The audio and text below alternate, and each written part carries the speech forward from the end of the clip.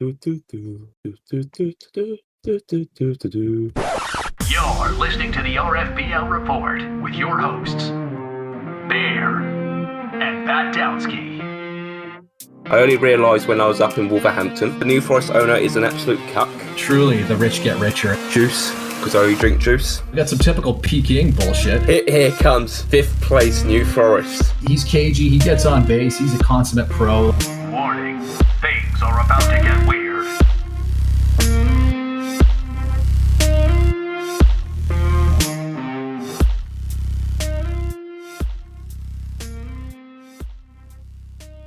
It's go time. Greetings, salutation. Welcome back to another one of the RFBL reports. I'm Pat Downsky. Joining me from across the pond, as usual, Ursa Major himself. The Dinger Shamer. Dinger Shamer. The future Dinger Shamer. Because I don't think we're doing a timey-wimey thing.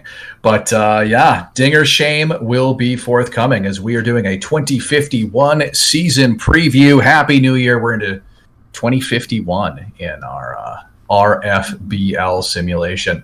And what were you want a Dinger Shame already, just straight off the bat? Oh, yeah. Why not? I could start who's number one in the home runs, just to make you feel better. Would it be, is it Springfield? It's Castlegar. Oh, surprise of surprises. With 49 home runs. Okay, so how big a gap between 1 and 2 though? Right, like 4 home runs. 4 home runs. So there's some teams that are hitting some home runs, and your point that you talked about before, I believe your exact words were, "Jesus Christ, this league fucking sucks." Yeah. Gov. I was like, well, we both know what my team is like for hitting home runs, mostly because of the park and the players I tend to select. Yeah, ones that don't have power. Yep, because hitting home runs is for nerds. We played baseball or cricket. Okay. But there's 3 teams that have hit less home runs than the New Forest Bears so far this year. Okay, now with the number of home runs the Bears have hit, we're talking. I have the most at 47. You said 49. 49. So 49, I had the most. You have 23. Yes. Okay, so less than half the leader, and you are, what, 21st in home runs, you said? Yes, I'm 21st in home runs. Blessed day. What's the gap between you and the team at the bottom? 4 home runs. So somebody else has hit 19 home runs? Yes. Okay. So who do you want to Dinger Shame? Let's get our Dinger Shame out of the way, then we can talk about beverages. Give the people what they really want. Yeah. So with 22 home runs in 22nd place is the Growlers. Oh, the poor Growlers. Okay. Who else are you gonna drag? Go off, King. 23rd with 21 home runs is the Kirkland Signatures. Oh. And then, yeah, okay. And then in... Can I make a point about the Signatures real quick? Their leading home run hitter is also a relief pitcher. It's not. I just think that's a fun. It's not Xander Stevenson, is it, by any chance? Definitely Xander Stevenson. Look at me with the knowledge. Only because I know, because he played for the Bears. Last year he hit 31 home runs, though. So, as funny as it is to be like, yeah, his best hitter is a pitcher, he's actually a pretty good hitter. And he's a pretty good pitcher. So yeah, he's one of the better two-way players in this league. If not probably the only one. I feel like Oslo had one that was pretty good. Oh, yeah. I can't remember what his name was. I can't remember his name either, but he was a pretty good outfielder. He was a pretty good left fielder and a pretty good starting pitcher even. Quintana. Oh, yeah. Omar Quintana? Yeah, I think it's Omar Quintana, isn't it? Yeah, something Quintana. But there you go. Little trip down memory lane. And then you got the team that's bottom with 19. And sorry. So you're saying Newfoundland wasn't even bottom? You've gone 3-2-1 instead of 1-2-3. Yeah. Okay. So who is the bottom home run team? It's everybody's favorite person in the Discord for his love of weed and selling weed. It's Jeff with Razor City with 19. Okay. Oh my goodness. Interesting. I don't know who Ricky Reyes is, but he's hit some home runs. That's his second place guy, his second leading home run hitter. His first would be Francisco Cabrera, affectionately nicknamed Puke.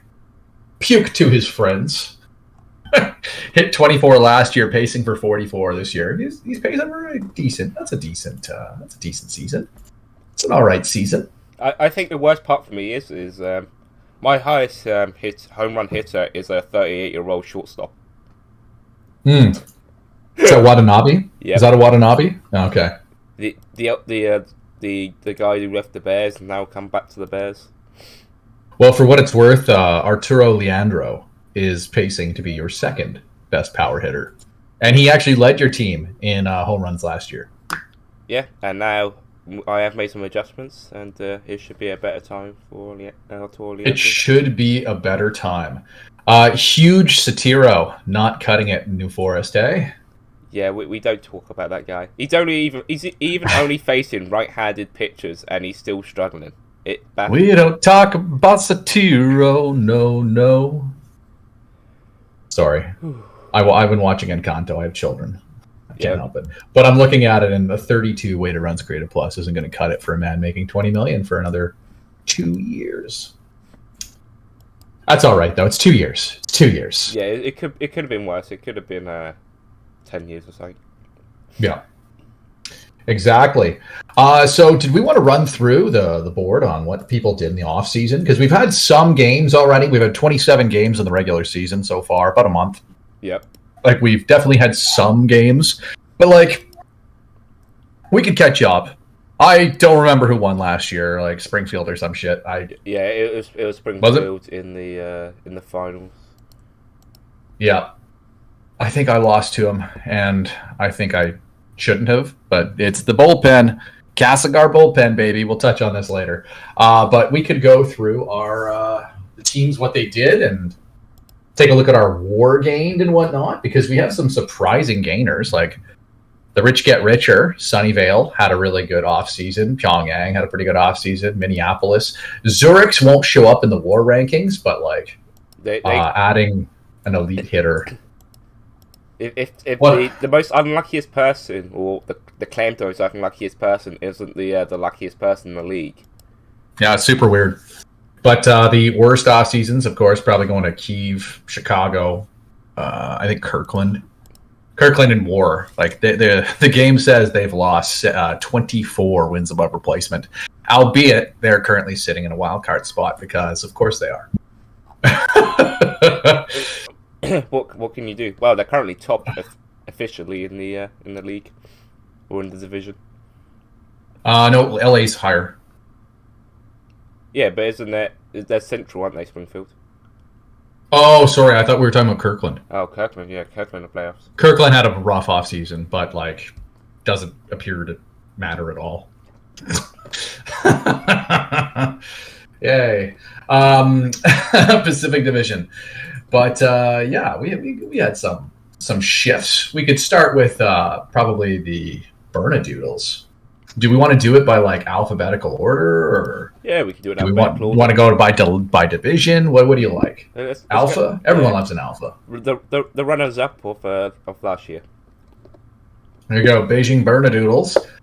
They about an even off season. A bit of a slow start so far, but the big one came basically when the season started, and they were able to acquire last year's MVP and all-around great guy, Zachary Dees. Dragon Dees. He's already been worth a war, like 1 win above replacement this season in 25 games or some shit. He's the MVP. He's won the MVP 7 times. Probably one of the best players in the league history. Didn't enter until 27, so the fact that he's 36 and has so many damn MVP trophies, he is an animal. He is an absolute animal. Juan Velez already has 13 home runs. another absolute animal. He's pacing for 10 WAR as a DH. Just ridiculous. So Beijing now having some actual run production to go with their pretty good run prevention. The trade, of course, wouldn't be going through it if we didn't at least point out that it was vetoed for, I guess, being uncompetitive. Yeah, I don't know the exact reasons why it was vetoed, but it got vetoed. I think, yeah, it was interesting. The original trade being Beijing's first, 3 years out from now, and their second next year for 7-time MVP Zachary Dees. And it got reworked to where they actually gave up a pretty good prospect and an IFA slot as well as the first and second. But the international free agency slot, how do you value an IFA slot there, Bear? Well, as many people know, I detest You don't? IFA slot trading. Personally, I don't really rate it because the issue is with trading an IFA slot is having the person that you traded it with actually being alive to be able to do the things that you want and doing it correctly, I find there's certain teams that are better than others to get the IFA slots from as well. Yeah. You never get there's no point getting an IFA slot from the Bears because you're not going to get anything, for example. Yeah, I don't think the GAR is a good place to get an IFA slot from either. I'm pretty active, but I just mean the last 3 years I've been on to my fourth or fifth pick. So I have not gotten any for a while that have been really exciting or haven't immediately turned to ash in my minor league system. But I think Tong Kao, the AA prospect that they got as part of this D's return, pretty good player. That's definitely a pretty good prospect. I think he's a climber. He's ranked currently about 150th in the prospect pipeline. I think he might be better than that. It's hard to say because he hasn't hit well in the minors. And you ever watch Moneyball? I've seen minutes of it. I haven't. Yeah, you never sat down and watched it, eh? If he's a good hitter, how come he don't hit good? Yeah, it reminds me of a Monkeys player that went to the Bears and then went to, I think it's Kitchener, Camacho, who could have hit at Minneapolis and New Forest, and then suddenly actually hit at Kitchener. Yeah. And then asked for $20 million on the free agency market. So, and is probably still a free agent. He probably still is. Yep. But Tong Kao looks good.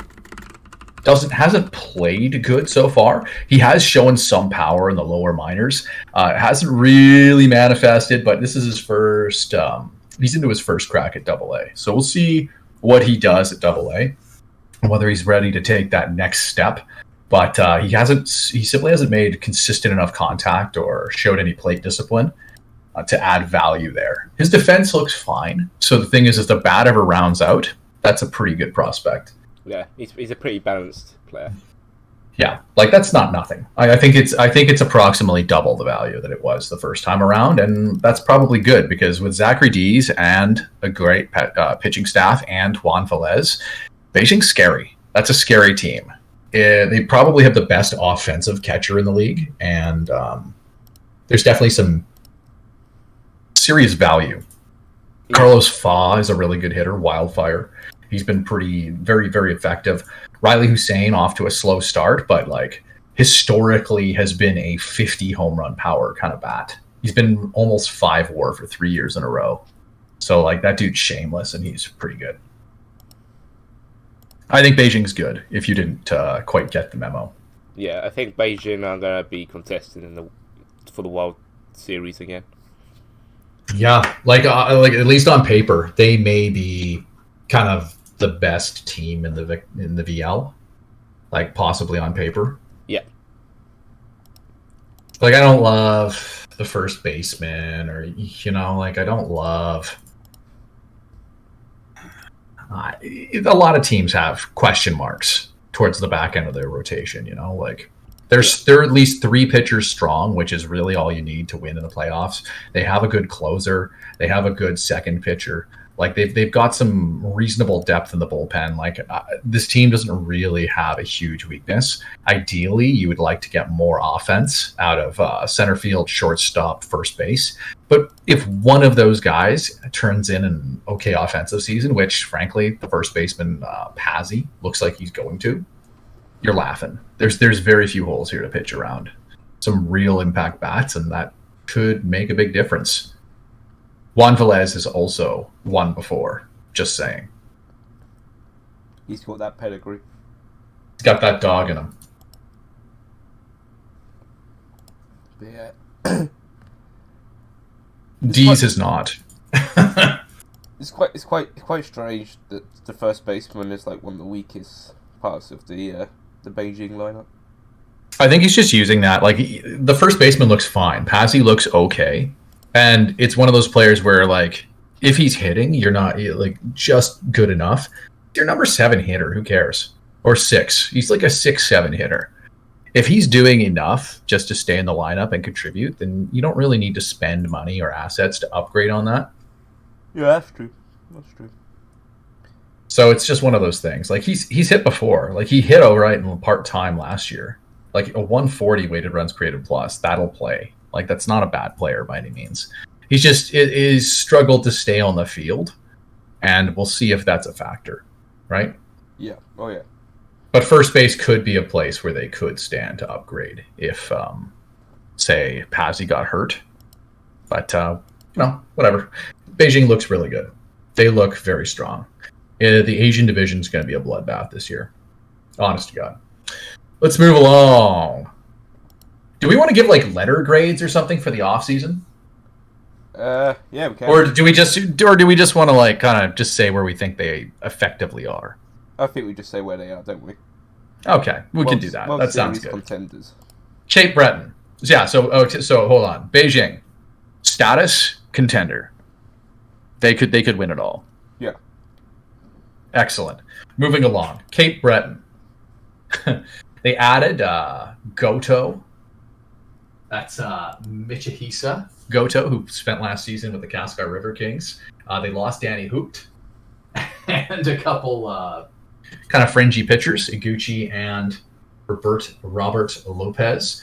They added just Goto. And Goto, it's paying off so far. He looks like a 4-win player, but I got to say, Hitori is a little bit of a scary player to me. They signed him for his 36-39 season, guaranteed money practically because it's only a player option, $20 million per. Yeah, I guess the bonus is like durable.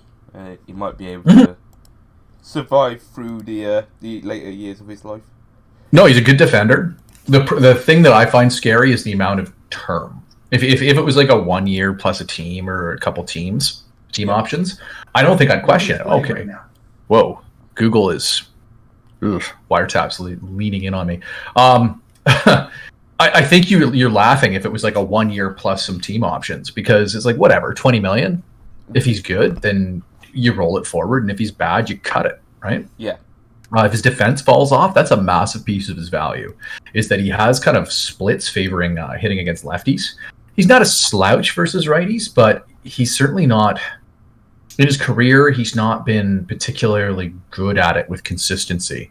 Like, if we look back to 2045, 2047, like, he has had a couple of real rough seasons where the offense didn't come, and it's because he couldn't hit versus righties.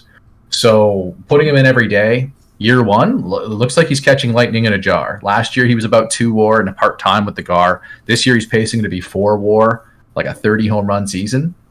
That'd be a massive coup.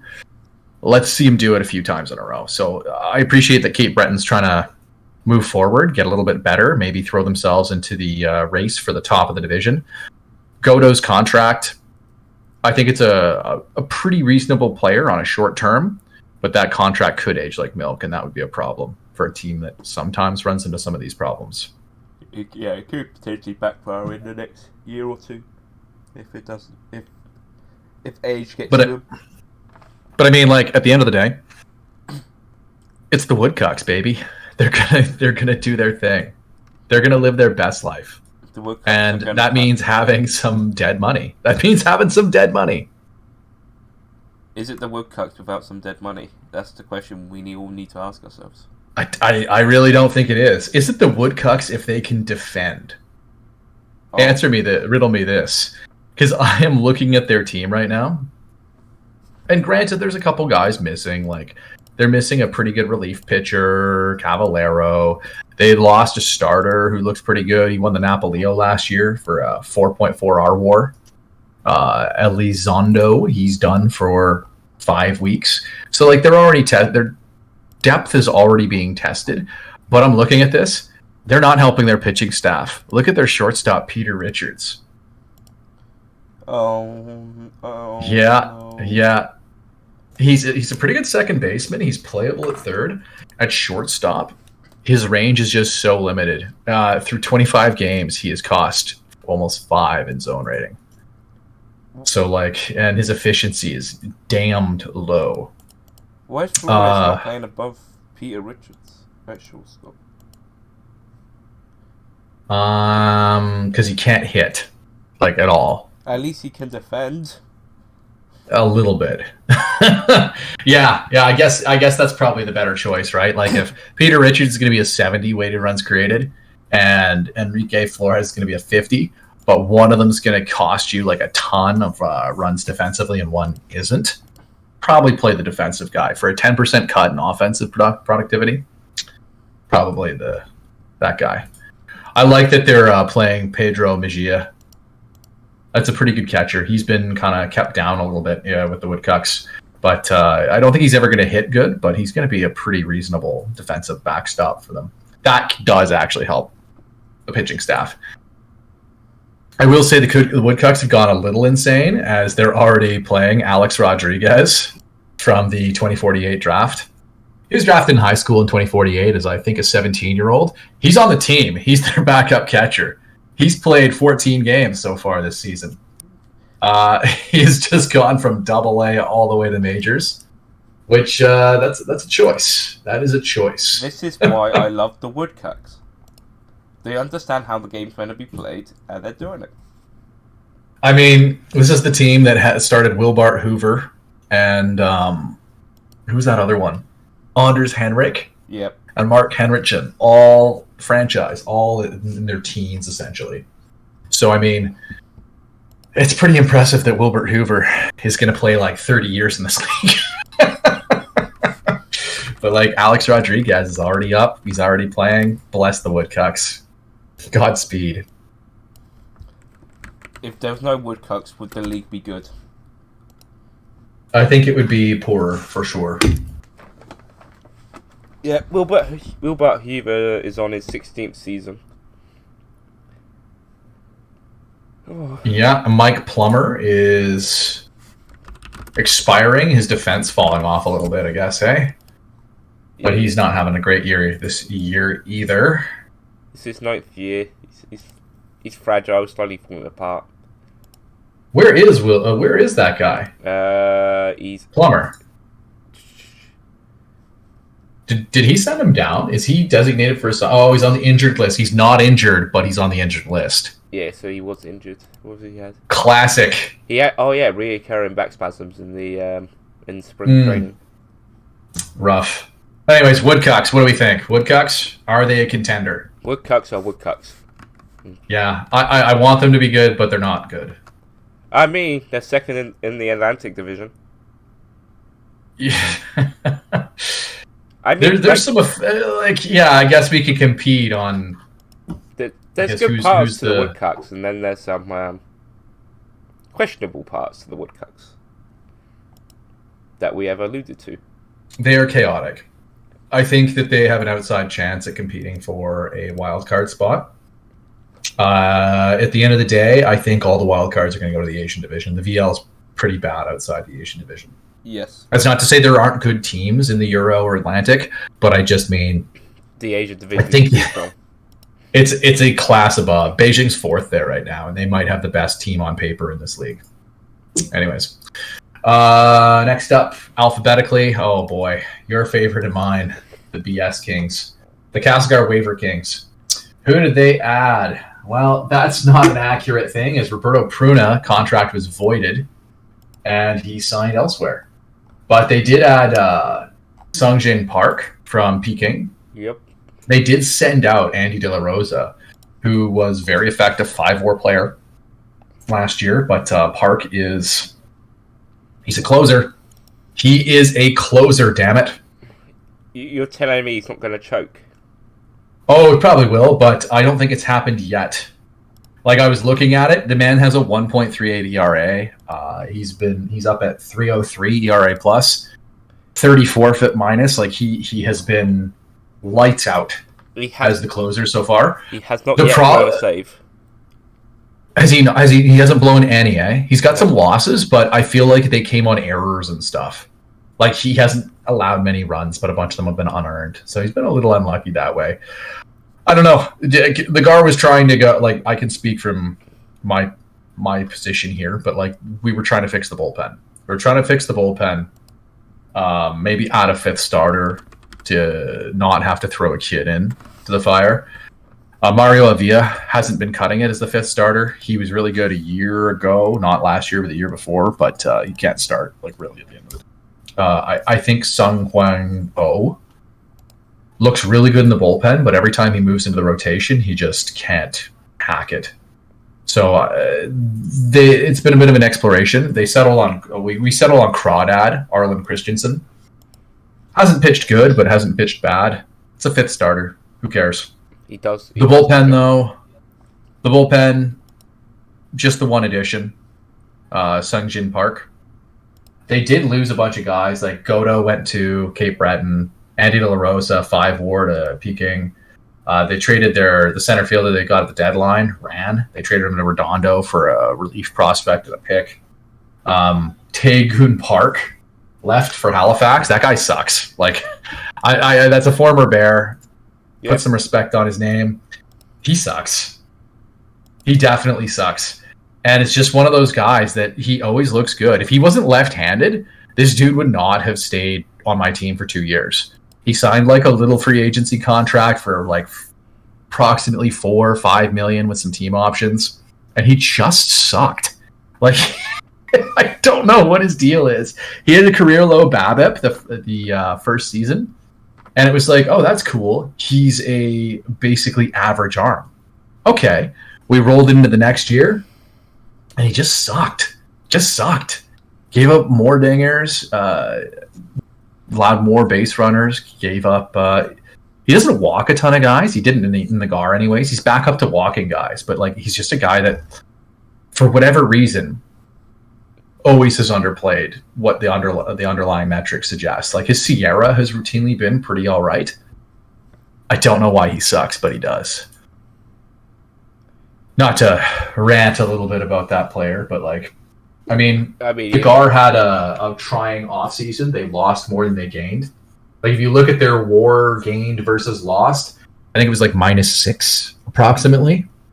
It looks worse than it probably is because, like, trading De La Rosa, who was a DH/left fielder, for an actual closer on a team that lost 3 out of its 4 series clinching playoff games in bullpen blowups, like 9th inning losses, like 1-run losses all fucking year. Addressing that kind of weakness is obviously a priority. So, like, I think the team might be better this year than it was last year, but the lineup last year was very, very good. And so far this season, they've been very, very mediocre. Like, they hit a lot of home runs, but they haven't really, I don't know. I don't want to throw too many luck things out there because everybody rolls their eyes. Oh, Alex found another number to justify his team being shitty. They're -17 versus expected runs through 27 games. It seems like a lot of runs. I would like to also say you have less wins than the Bears. No. Like, I'm not going to justify that. Like, it's disappointing, but like, it's the annual thing, right? The GAR was 300 for 6 weeks last year too. Like the year before, what happened? There are some pretty encouraging performances. Like, I'd note that Danny Gutierrez is pacing for almost 10 WAR and 60 dingers. I don't think he's going to get there at age 36. But I mean, like, that's kind of fun. He's already passed last year's WAR total. WAR total. He's already passed last year's WAR total. but he's played 25 games versus like 100 last year. So like, Swings around. tidy business. Gade is playing. The guy that's totally not an MVP, totally not a fringe MVP, is playing really good. He's got a 216 weighted runs created plus, pacing for 12.5 WAR.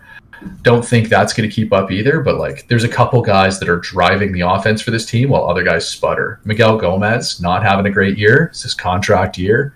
He's quite bad this season. Julong Hor, the catcher that we wrestled, the Woodcucks. We wrestled Kirkland. We wrestled Springfield. Wrestled a bunch of teams for Julong Hor. He blows. Like early on, obviously, but 38 weighted runs created plus, and his defensive efficiency is .515. That's like hang him up. You are playing like your body is 70 years old. Like he's just been so bad, like errors and weirdness. I don't quite get that, but what are you gonna do? It can only get better. It can, right? Like it can only. It can't get any worse, right? Dongwoo Min, he just threw a no-hitter. So that's pretty cool. First no-hitter in GAR franchise history. Really?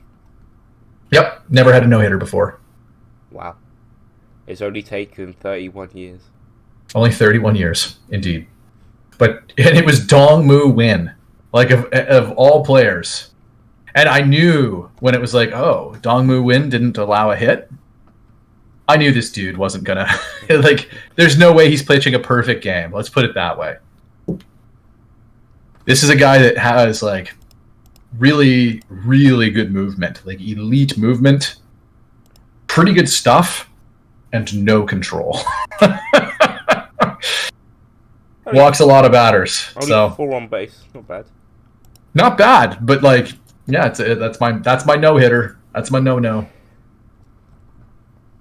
I think the GAR has been hurt this year by some questionable defense early on and some inconsistent hitting from some corners. Yeah. I'd also be remiss if I didn't point out that Beasley has yet to play a game this season. And then his replacement, street clothes, Balanuela, got hurt as well. So you're on to like third and fourth center field options here for the GAR. So, business as usual. I mean, they haven't been playing badly though, so. Nope. Compared to. Not terrible. Just a little bit on the. You expect. Okay. My take on this is that I expect this to be at least a wild card team. Borderline wild card. Borderline wild card. Bears always coming in low. Always low. I mean, you gotta put realism, don't you? Realism. Yeah, I guess. You're basically in saying this is a borderline wild card team. You're saying that like there's 2 other teams that are clearly better, like that are not like division leaders. So you're saying that you like Kirkland, Rain City, Minneapolis, Montreal, Chicago, like one of Motor City, one of these teams, 2 of these teams are clearly better, and I don't buy that. There's some bias involved, I'm sure, but like it's just my anti-GAR sentiment with all the yeah, pretty much. Years. But I mean, like at the end of the day, I'm arguing about a team that's been like 3-11 the last 2 sims. So like I just think over the course of the season, this could win the Pacific. Early struggles probably mean it's not. I think this is a wild card team. Pretty good chance at a wild card team. If it falls short of that, it's probably that's a clearly disappointing season. You're looking at the team like 15th in runs, but first in home runs. Castle Guard 19th in defensive efficiency. Yeah. I mean, part of that is that their center fielder got hurt and was playing through it, and through 10 games was -2 zone rating. So if you look, the total minus zone rating is -2 zone rating. Yeah. So that's 12th in defense, 12th in zone rating. the entirety being explained by playing a center fielder that had a hamstring strain.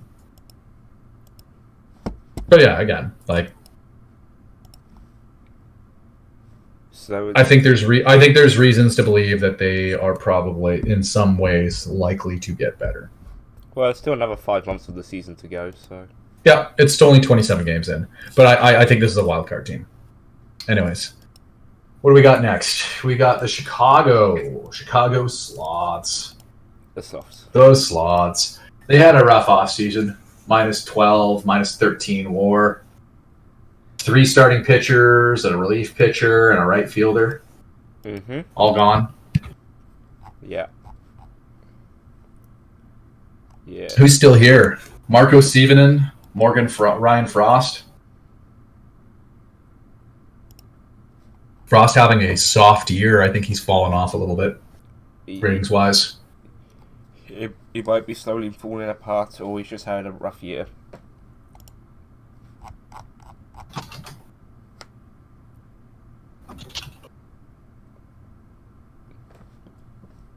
Yeah. I'm looking at it, the rotation looking a little rough in some corners here. But I mean, they're retooling, they're reloading. The rebuild. Though, Lewis Chanson is quite a player, potentially. Sorry, who is? Lewis Chanson. The top of the rotation for the slot. Oh, Louis Chassin. Lewis Chanson. Yeah, that's a very nice looking pitcher. Has he done anything before? Yeah, he had a good season back in 2049. Was he hurt last year? Yeah, he was. Yeah, he's had some time off. He looks really good. Yeah, he does. Like We'll see. 5 very good pitches, and it's like a solid basic like pitching stuff. Like you wouldn't think he'd be doing much better.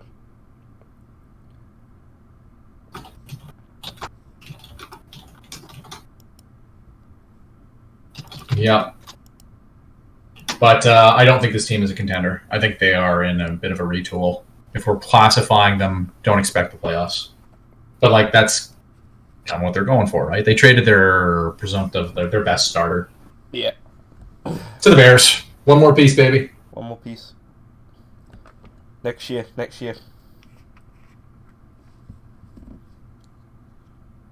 Mm-hmm. But yeah, I think We done talking about the slots? I think the slots just give it a bit of time. I think. Yeah, like they were pretty aggressive in moving pieces out. They were trying very hard to move some guys. They traded Brubb to Halifax. They traded Benbow to Minneapolis. They traded Orod to New Forest. Like they know what they're doing. They are getting worse to get better in the long run. Yeah, and there's a lot of teams doing that this season as well. Seems like there's a Connor Bedard or something coming up. Next on the list here would be Halifax. Retooling a bit, adding 2 WAR overall. They had quite a bit of roster turnover. But they added Fook Yoon from the Isle of Man. They added Leroy Brubb from Chicago. Matsumoto from Peking. They signed Tihuis.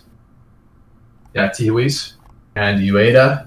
Like a couple back rotation kind of arms. How's that working out for them?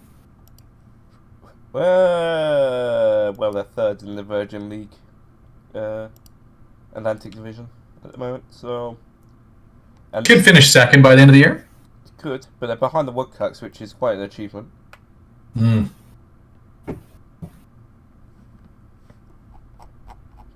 It's a very average team, I think. It's a very... Yeah.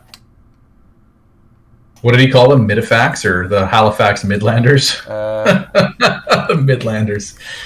Jim Corbett is a very good player. Let's quickly find it. Awesome. Fook Yoon is fucking good at playing DH. Yesterday, the Midifax Midlanders. There you go. Juan Gonzalez hasn't quite got there yet. He's not playing very good in center field, but what are you going to do? Jose Quintanilla free agent signing. Just an absolute definition of the word glove cock. Dude's 45 OPS plus, but playing good defensively. 80 infield range, no complaining. I don't get why Daniel Baez is good. I honestly don't. It's the commissioner bullshit. What can you do? He's hitting good again. He's like at 110 weighted runs created plus. Like it's a small sample size, but like I reckon it's the eye. Like the eye is. He's got a 438 OBP right now. It's just wild. Has no arm to speak of. This is the only other catcher that I've seen that's playing as bad as mine in regards to defensive efficiency. But like, I don't know. I was talking about acquiring him this offseason. I was like, maybe I'll aim a little higher, pay a little bit more money for that. And it's like, no, Daniel Baez good, Julong Hor bad. Mistakes were made. Mistakes were made indeed. All right. Moving along. Oh, Halifax. I think they probably end the season second in the Atlantic. They're probably arm wrestling the Woodcucks for second. Halifax. I still feel like the Asian division contributes both wild cards in the VL. Yeah, the Asian division will. The Europe division and the Atlantic division won't be providing anything significant this year, at least for 3 years. I think it's pretty clear. Like Sunnyvale is going to win the Atlantic division. I think it's pretty clear Zurich is going to win the Euro division. And who knows what's going to happen in the Asian division. Peking's leading it, but like... It's going to be Peking, Pyongyang, and Beijing, probably. There's no way Beijing are doing as bad as they are. I just feel like Beijing is probably the best on paper. And here we are. Like, and not to take anything away from Peking, like I think they have a pretty good lineup, like with some good defensive players where it counts, and an improved rotation over last season. Like Joe Verhoeven is like their fourth starter now. I think that they are pretty decent. I think the Beijing team is better on paper, and yeah. Anyways, let's move along. Hannibal, boy. Added some wins above replacement, added about 2 this offseason. They got Pedro Reyes after his contract was illegal from Sunnyvale. They got Hyun Sung Jang, Eddie France. Oh, sorry, that's Francis. I'm not wearing my glasses. And Guillermo Moreno. So they were active this offseason. They did watch Roberto Pruna join another team, and Jorge Licon. Yeah. So they definitely did lose some players, but they seem to have at least replaced them adequately. They're struggling a bit early on, but they've got a better record than the Gar for what it's worth. What's carrying for them? They're doing that thing again where they score runs, but they probably shouldn't, truthfully. Like 11th in batting average, 9th in WAR, 10th in weighted on base. But they're stealing bases, they're hitting some dingers, and they're only 6th in runs scored. They're doing all right. It's David DeArmond. The dude is... he's cracked. He's got 14 home runs so far in 27 games. He's played 24 games. He's carrying the team. Mm-hmm. Like, there's some interesting things about Hannibal is they're 16th in runs scored, they're 22nd in average, they're 23rd, they're 23rd in defensive efficiency, and 16th in ERA. I don't know, man. And yet have a better record than Nagar. Yeah. So again, it sounds like Cope, but I think that's probably unlucky on one of those teams and lucky on the other, and that probably over the course of the season would reverse, but we'll see. Kelvikov's pitching good again, kind of. Blessed be. Only has a team option left. Yeah, he's realised he needs to survive another year. He needs to make that dough.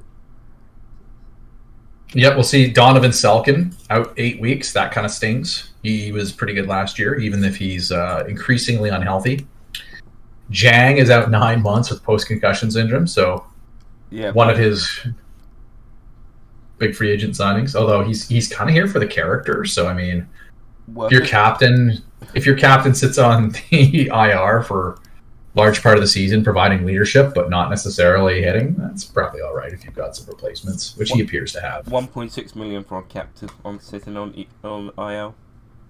That seems pretty good to me. Guillermo Moreno, he signed him to some, 7.5 a season for 1 season plus 2 team options. He has 4 hits so far this year, but he's still looking pretty good defensively. Still getting it done, I guess. Old man running around on field, getting jobs. Old man. I think this team's probably still rebuilding. Truthfully, if I'm putting them in a class, I don't think they're going to make the playoffs. They're finished 3rd or 4th in their division. Probably 4th. Truthfully, the Monkeys have been adding guys. I think the Hillbillies are going to get squeezed. They're going to end up 4th. Anyways, moving right along. Hard to say moving right along when you don't really move that fast, but no, we like to take our time. Right, we also take our time. We're into the. Are we in the man then? Yeah, we're in the man. We are. I skipped over to Kyiv. Man just lost. No ads, all losses. If I'm being honest, I think they're probably 4th in this division, unless Kyiv does some serious lifting to get below them. You telling me the Bears might finish 2nd in this division? By default. Like, I think I said that my prediction is the Bears finish 2nd with 70 wins. Like, somewhere in the 70s. My aim is 69 wins in the 2nd place. It might be possible. Like, I'm just looking here, and it's not looking amazing to me. I mean, they have stars. Like, that's more than the Bears have. The Bears are very average throughout, whereas Iron Man have some stars, and there's some really questionable players beyond that. I mean, Vasquez is a star, and yeah. So yeah, there we go. That's one more star than the Bears have for No, I'm not being completely shitty. Fraser Alcock's okay. Like, dude was a waiver claim, and he's good. He's a good one. He's hitting a bit.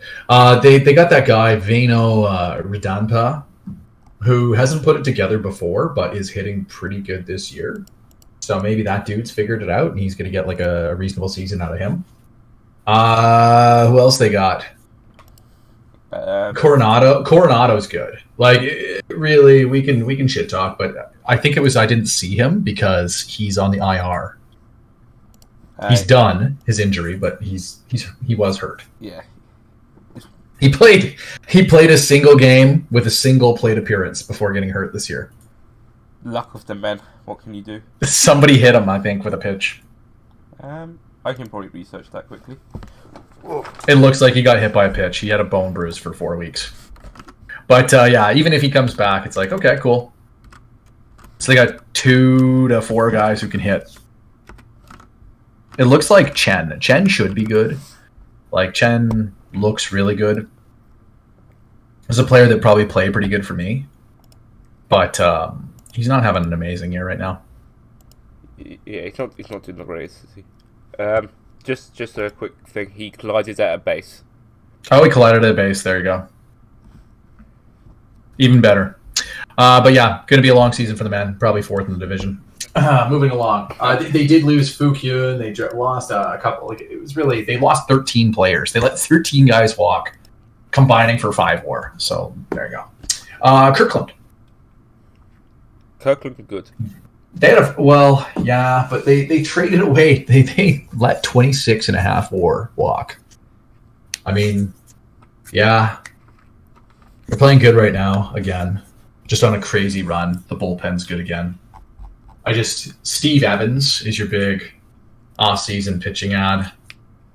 That's kind of rough. Elliot Couch, another guy. They're just cobbling it together. It terrifies me that Kirkland is basically Bears light in the pitching department. I guess they're just holding it together. Elliot Couch, two players that played for Bears for multiple seasons. But they traded Mario Flores, who granted coming off probably his career high, but they traded Mario Flores in the offseason. They traded Fernando Crapponi to Sunnyvale. That was a really good starter. They traded I want to say a 24-year-old center fielder, Ang Hee Shu.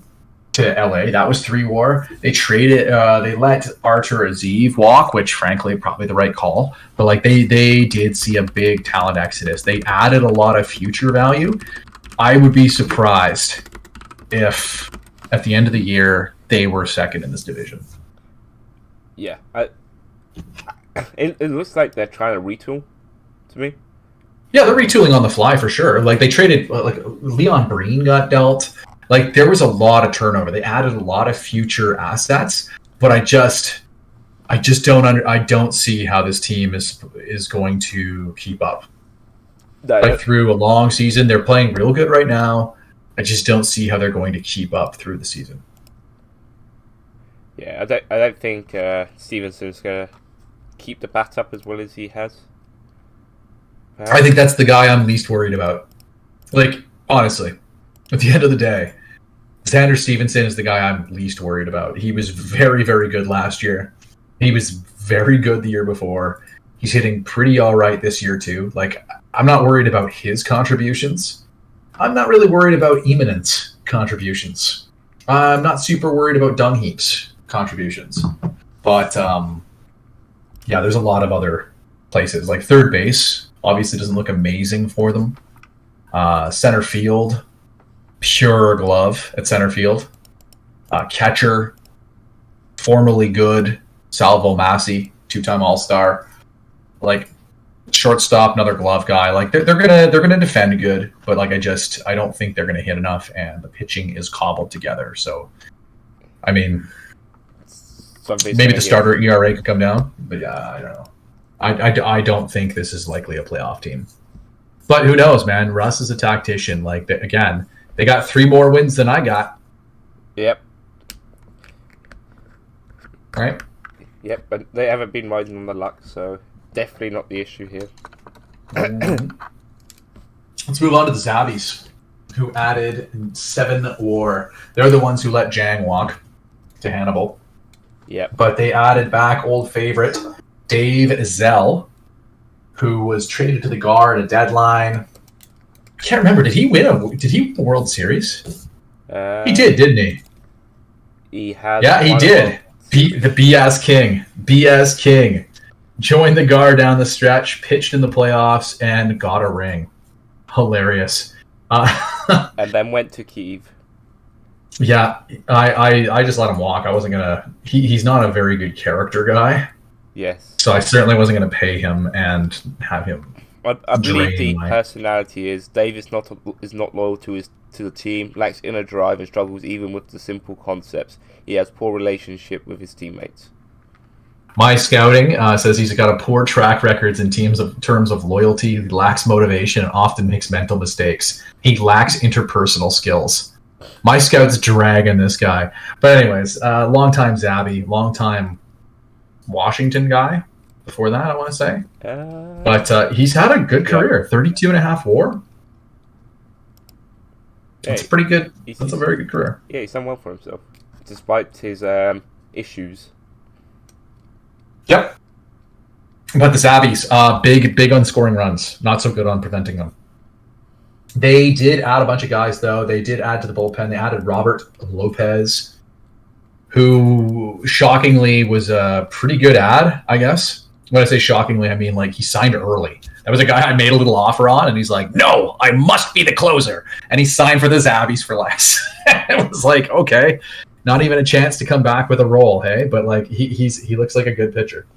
He might have some trouble with the long ball. He hasn't allowed a home run yet, so maybe the performance isn't going to hold up all year. But that's a pretty reasonable bet to make, especially with the season, like the offseason that relievers were getting. Adding Dave Zell to the bullpen. He's on the verge of washing up, but he's popular. He's unhappy right now due to disruptive influences, which is ironic given he himself is the disruptive influence. Yeah. What else we got? He added Tenori, who has been very good for him. Dude's pacing for 5 WAR. He's got a 161 weighted runs created plus. He's been just okay with the Bears the last few years. His last great year was with Sunnyvale in 2048. But like that was not a terrible contract to sign. Couple team options on there. Popular player. Or not that popular, but he's good. He's it's all right. It's fine. Jude Morrison having another reasonable season. He's been a long time solid Zabby's player. He's making $13 million. You're not going to be upset getting $13 million to a guy that hits 30-ish home runs a year. Yeah. Bird is indeed the word. Again, 1-year deal with team options. He's a fan fave. Zabby's, I feel like they targeted some popular players. Bird's defense has worsened considerably as he no longer can run.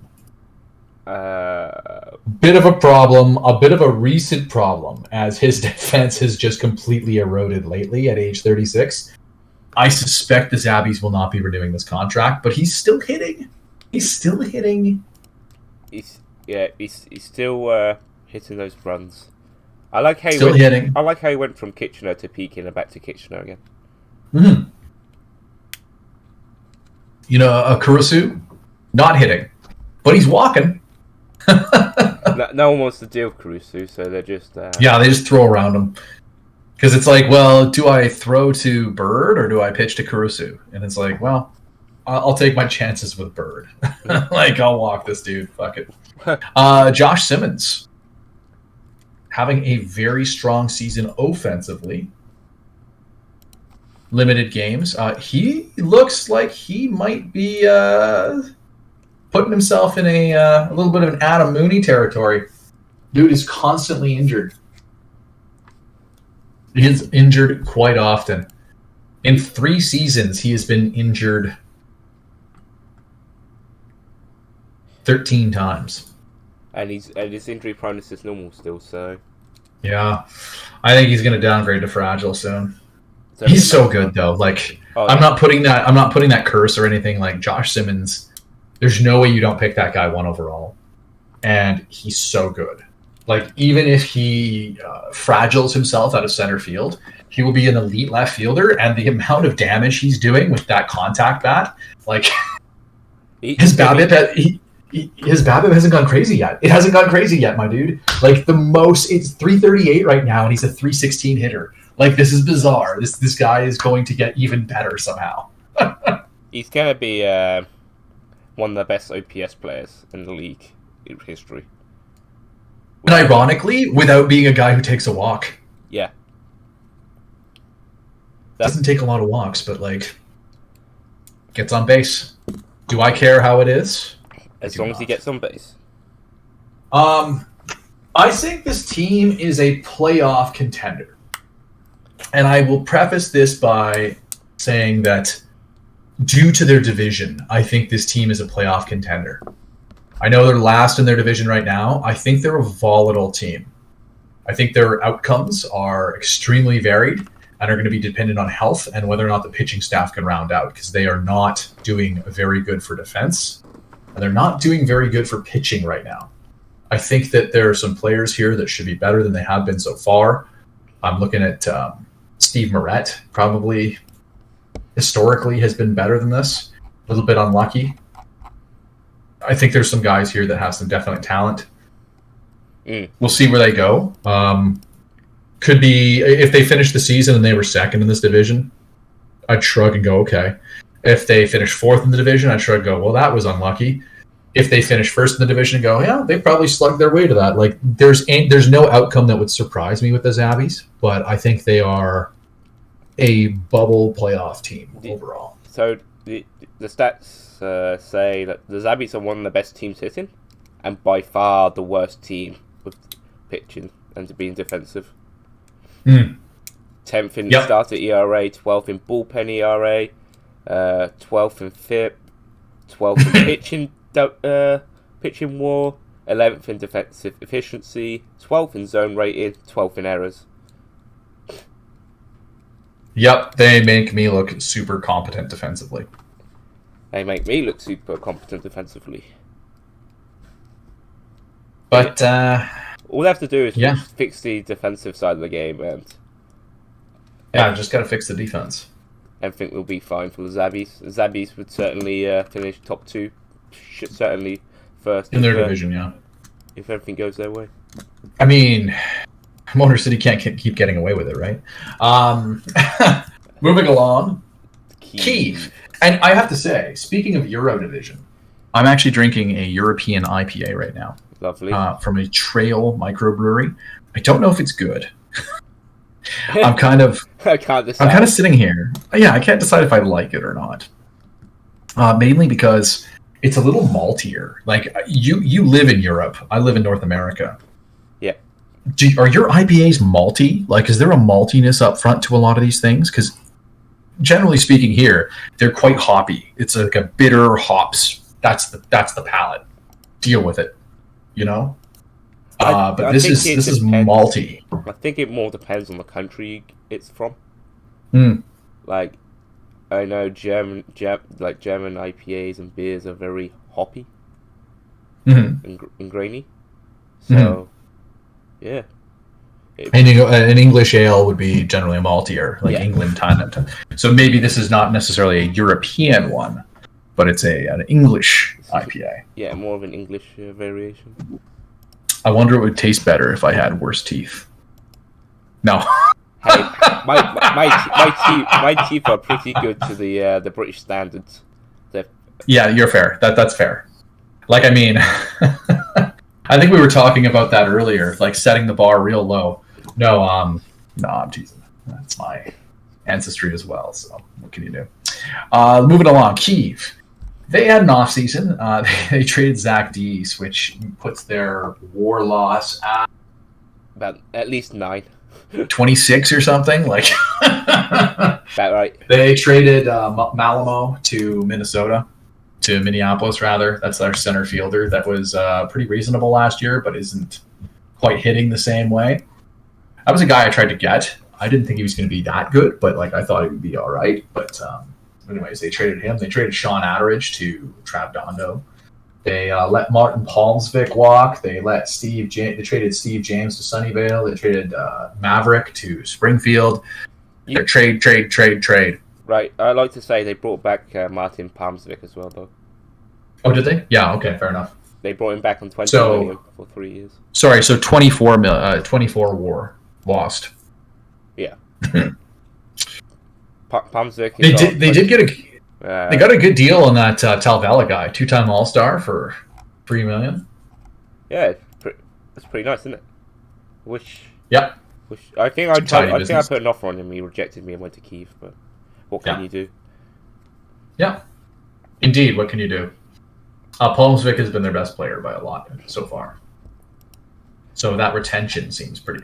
Ooh, player options. Yeah, free. What is with this contract? it's a player opt out after the first year, and then 2 more player opt outs. So that's like double the player option on one time, eh? Yeah. Well, it's one season, well. isn't it? So basically, you can opt out after 2051, 2052, and 2053. It's quite.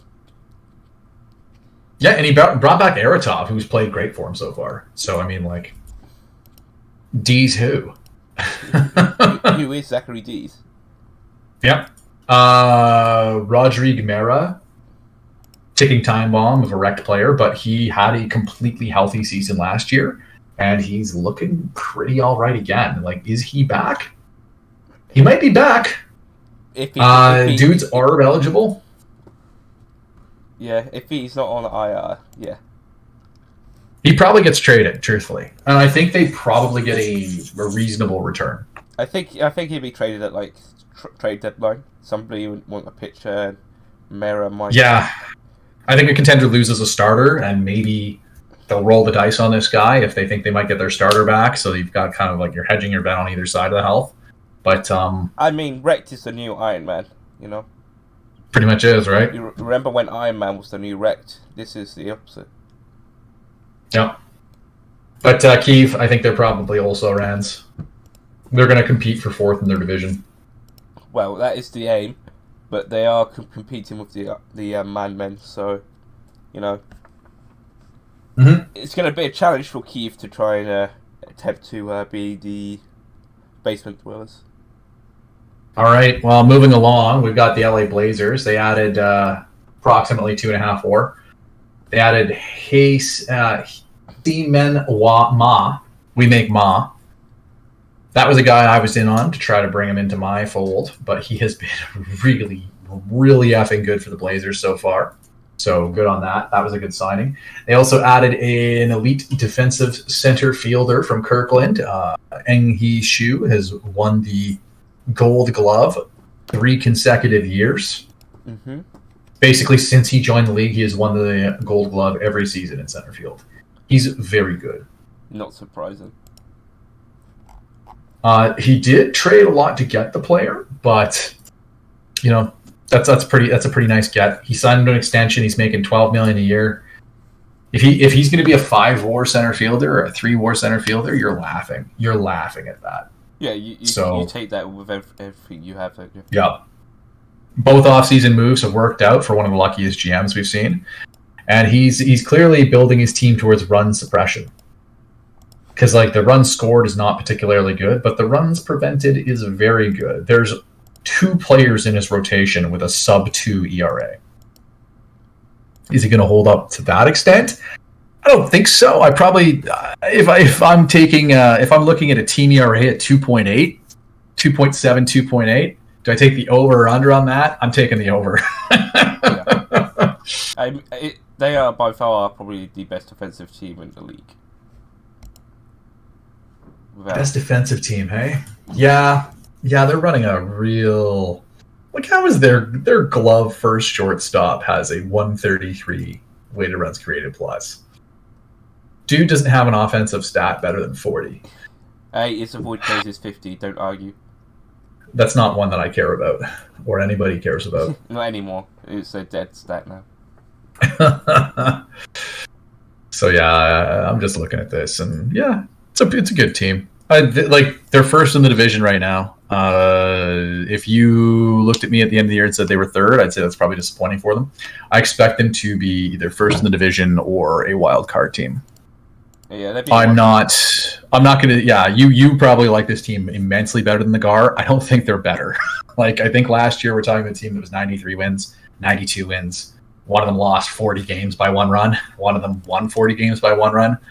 I think there's a kind of class at the top of the division, and LA and Castlegar are pretty close. Yeah, I can see that. They're going about it the different ways. One of them with defense and pitching, and one of them with one hits home runs, one slugging. hits defense. Yeah. Yeah. 2 very different styles of baseball. Absolutely. Yeah, their park suppresses home runs. 0.9. So yeah, that's probably explains a lot as to why they have my number every year. The anti-Gar technique. Yeah, well, if you deny, the Gar hit home runs. If you deny them home runs, they don't score runs. It's just a thing. It's pretty obvious. What do? Yeah. I'm certainly not going to be adding not home run hitters. That's not happening. Minneapolis. So LA, playoff contender, likely playoff team. That's the tier. Minneapolis added a lot. Yeah, I think they're going to be a playoff team. 12 WAR. I don't think they'll be contenders for the ring, but they're definitely going to make playoffs.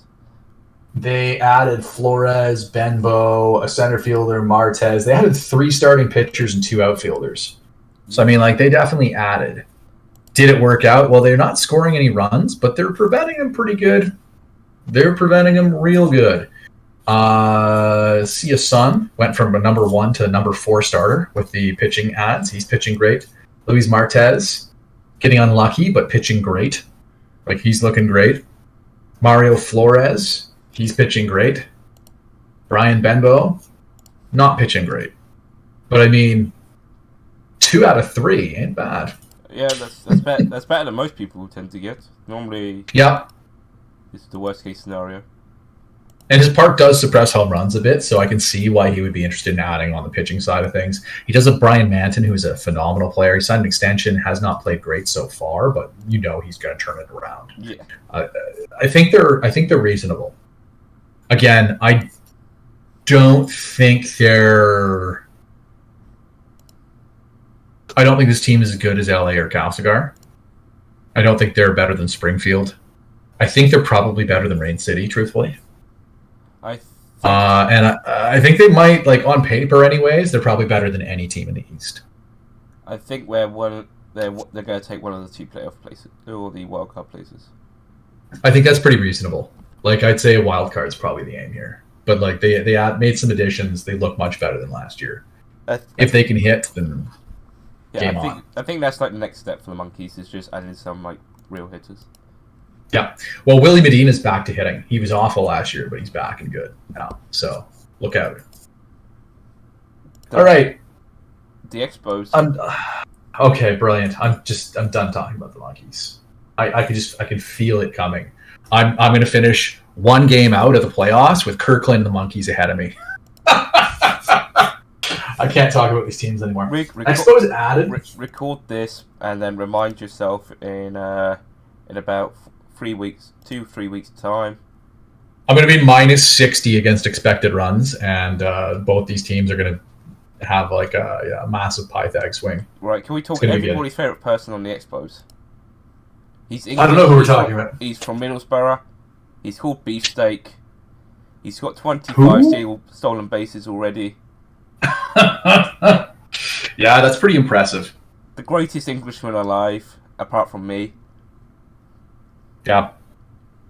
So you talk about Beefsteak and how much you love him for a second, because like I'm gonna refill this. I still don't know if I like this drink. So, even though he's from the north and it's very disappointing, Beefsteak is by far the greatest player in the RFBL. As you can see, he likes to steal bases. One of my favourite things about a player. My man has contact with a .330. He gets on base with the .364. So man creates runs, and he's a decent shortstop. You know, he has good infield range. He's above average with his infield errors, and he can make double plays. Like the arm is not so important at shortstop, but it's always useful to have a reasonable arm. So yeah. Yeah, he's pretty good. He's pacing for 9 WAR right now. I know. I just want to see him get 200 stolen bases by the end of the year. You know. That would be pretty cool. 150 he's pacing for right now. That's wild. Yeah. That's like I never thought I'd see a guy with 85 speed, stealing, and base running. Like he is programmed. He is a Terminator of stealing bases. Like this guy was sent back in time to prevent Elijah Larry from ever making the Hall of Fame. Yeah, and I'm grateful for that. Long live Beefsteak. I don't believe Elijah Larry should be a Hall of Famer. That's just me. I mean, like if Beefsteak were 1 year and a little bit into his career, he's 100 stolen bases. Like how many did Larry have? 800?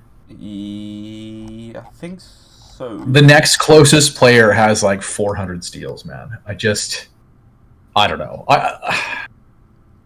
I think I was more on the Matt Martin train for the home runs before, but like Zabby said it best. 700 home runs should make it. You know what? Yeah, you're right. I can vote for Matt Martin. I can vote for Elijah Larry. Elijah Larry's is more impressive to me because of the environment in which these players are playing. A lot more home runs getting hit, a lot less guys stealing. So, something to be said for being the all-time steals leader. And even if he ends up being second to Beefsteak Gifford, like it took how many years for a guy to actually steal some goddamn bases? All I have to say about Elijah Larry is he was a Hall of Famer who was taking money from the men. Yeah, there you go. Antonio Romero is playing really good at first for the Expos as well. Like they're first in runs scored right now in the CL, which is absolutely shocking. They're first in almost every batting category.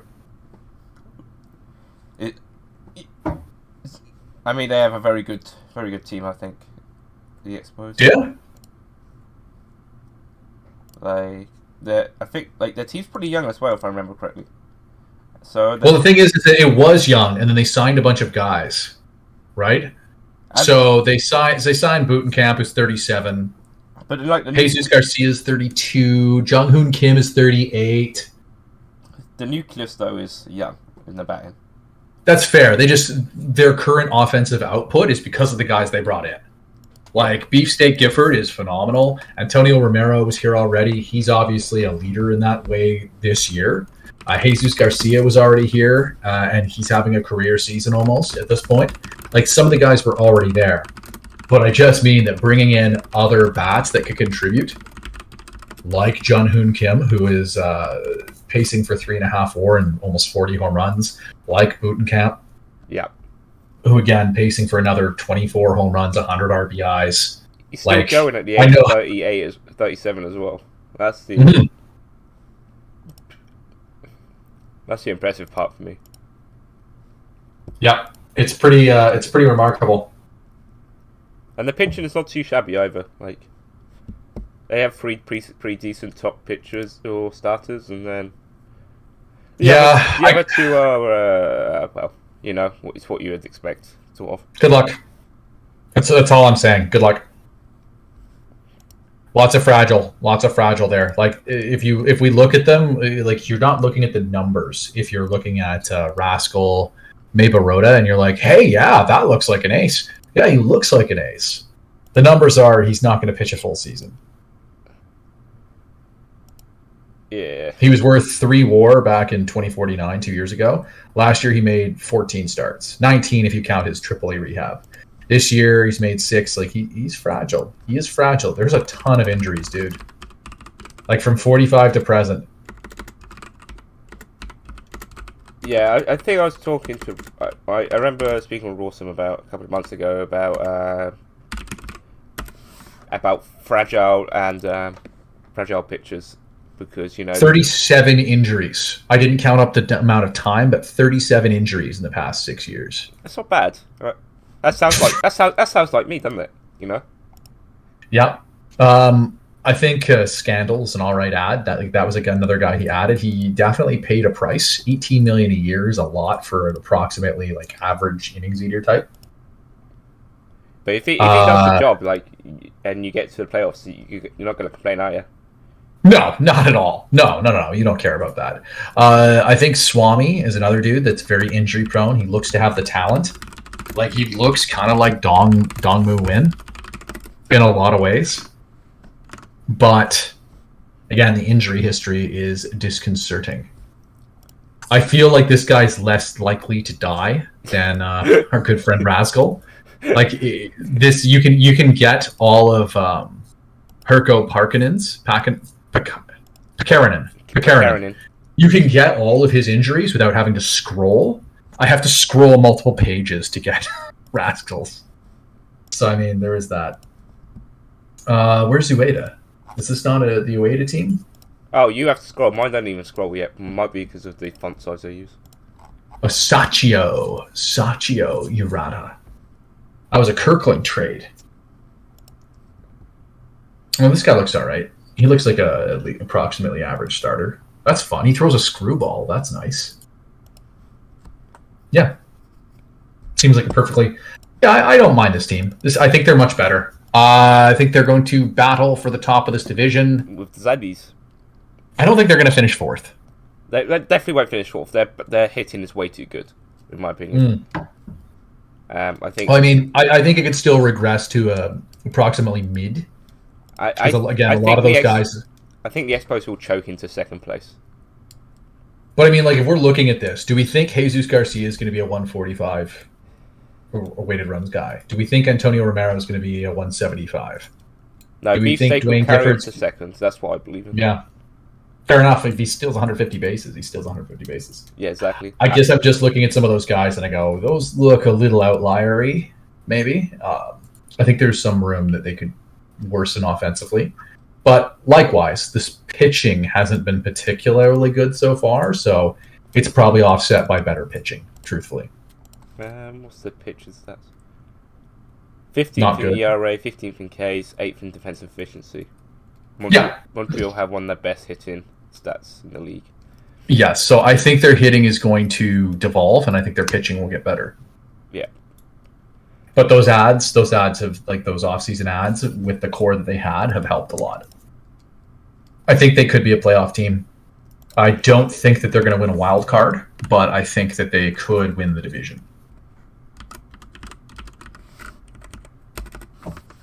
Anyways. Yeah, I would agree with that sentiment, to be honest. Yep. Montreal will just choke into 2nd place after leading. They're going to be top of the Eastern Division and then choke in the last 2 weeks. You're welcome. I've moved on to a Lake Monster West Coast IPA from a Penticton brewery called Neighborhood. Yeah. And it's referring, of course, to Ogopogo. As a British man, have you heard of Ogopogo? No. I don't drink beverages that much. Like I try. No, like Ogopogo is not a beer. Oh. Do you know what Ogopogo is? No. Okay. Are you familiar with the Loch Ness Monster? Yes, I know the Loch Ness Monster in Scotland. Ogopogo is the lesser known Canadian version thereof. Oh.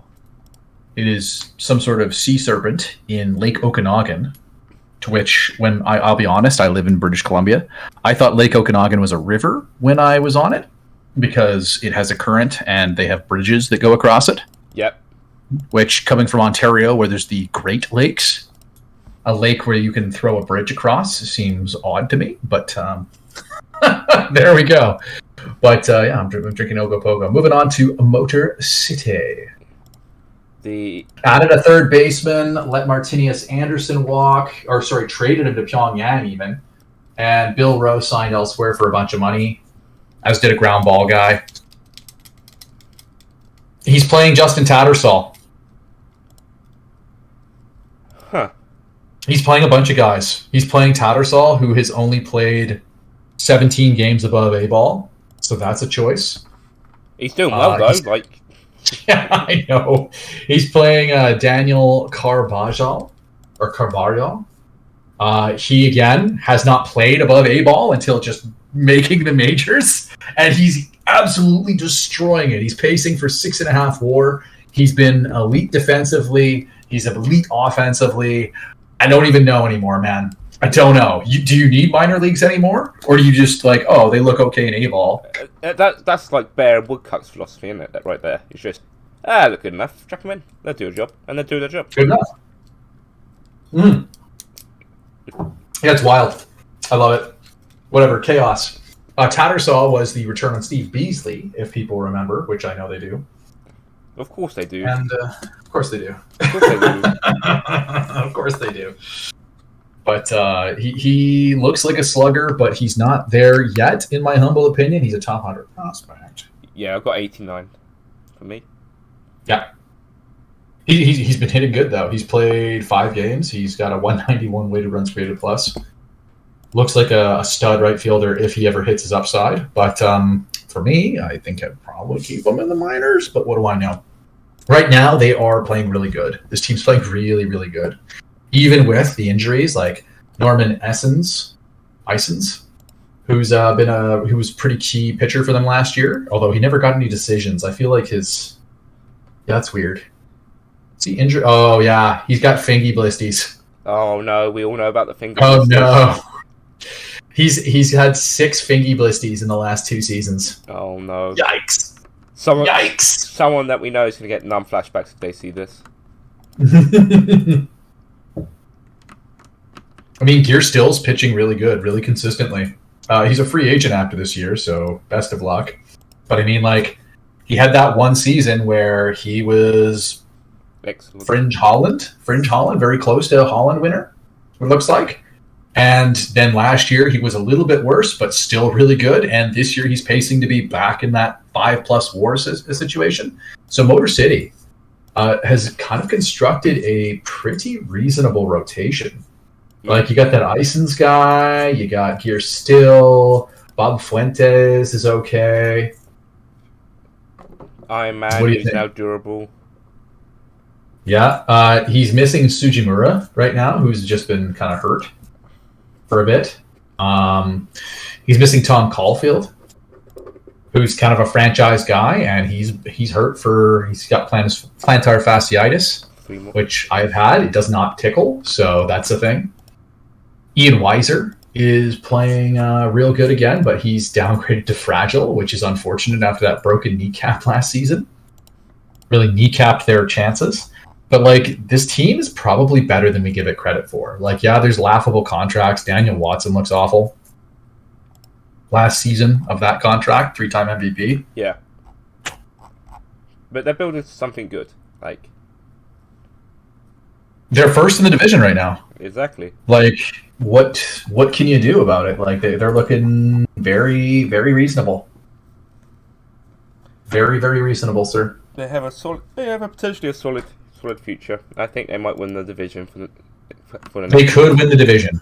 like that's the thing, is that they are a high volatility team, like kind of like a pitching friendly Kitchener.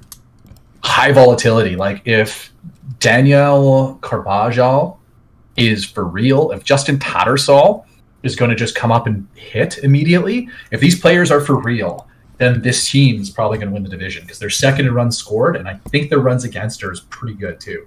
Their bullpen looks kind of crappy right now, but it's largely in their long and middle relief.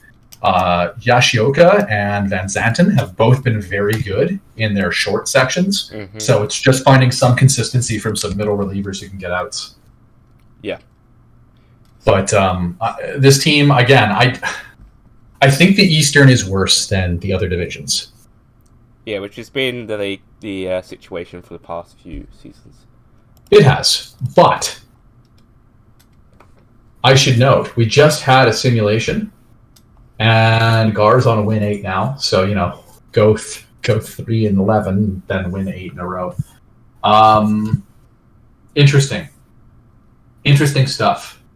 As Motor City continued their kind of dominance up there, and Kitchener kind of continued to struggle a bit. I know the CL is getting packed together. There's some compression happening. But as of right now, both wildcard teams are Kirkland Castlegar. LA Kirkland Castlegar, 2 wins separating all 3. Beautiful. The Bears A+. The Bears are half a game out. Very nice.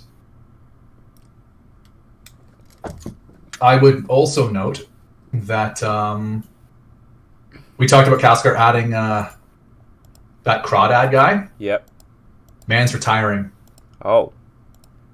He pitched bad again, and he said he's retiring. For real. I'm done, boys. I'm done. I can't do this anymore. I'm sorry, guys. I suck. I'm done. I'm out. But yeah, that's interesting. We also got some players of the... Uh-oh.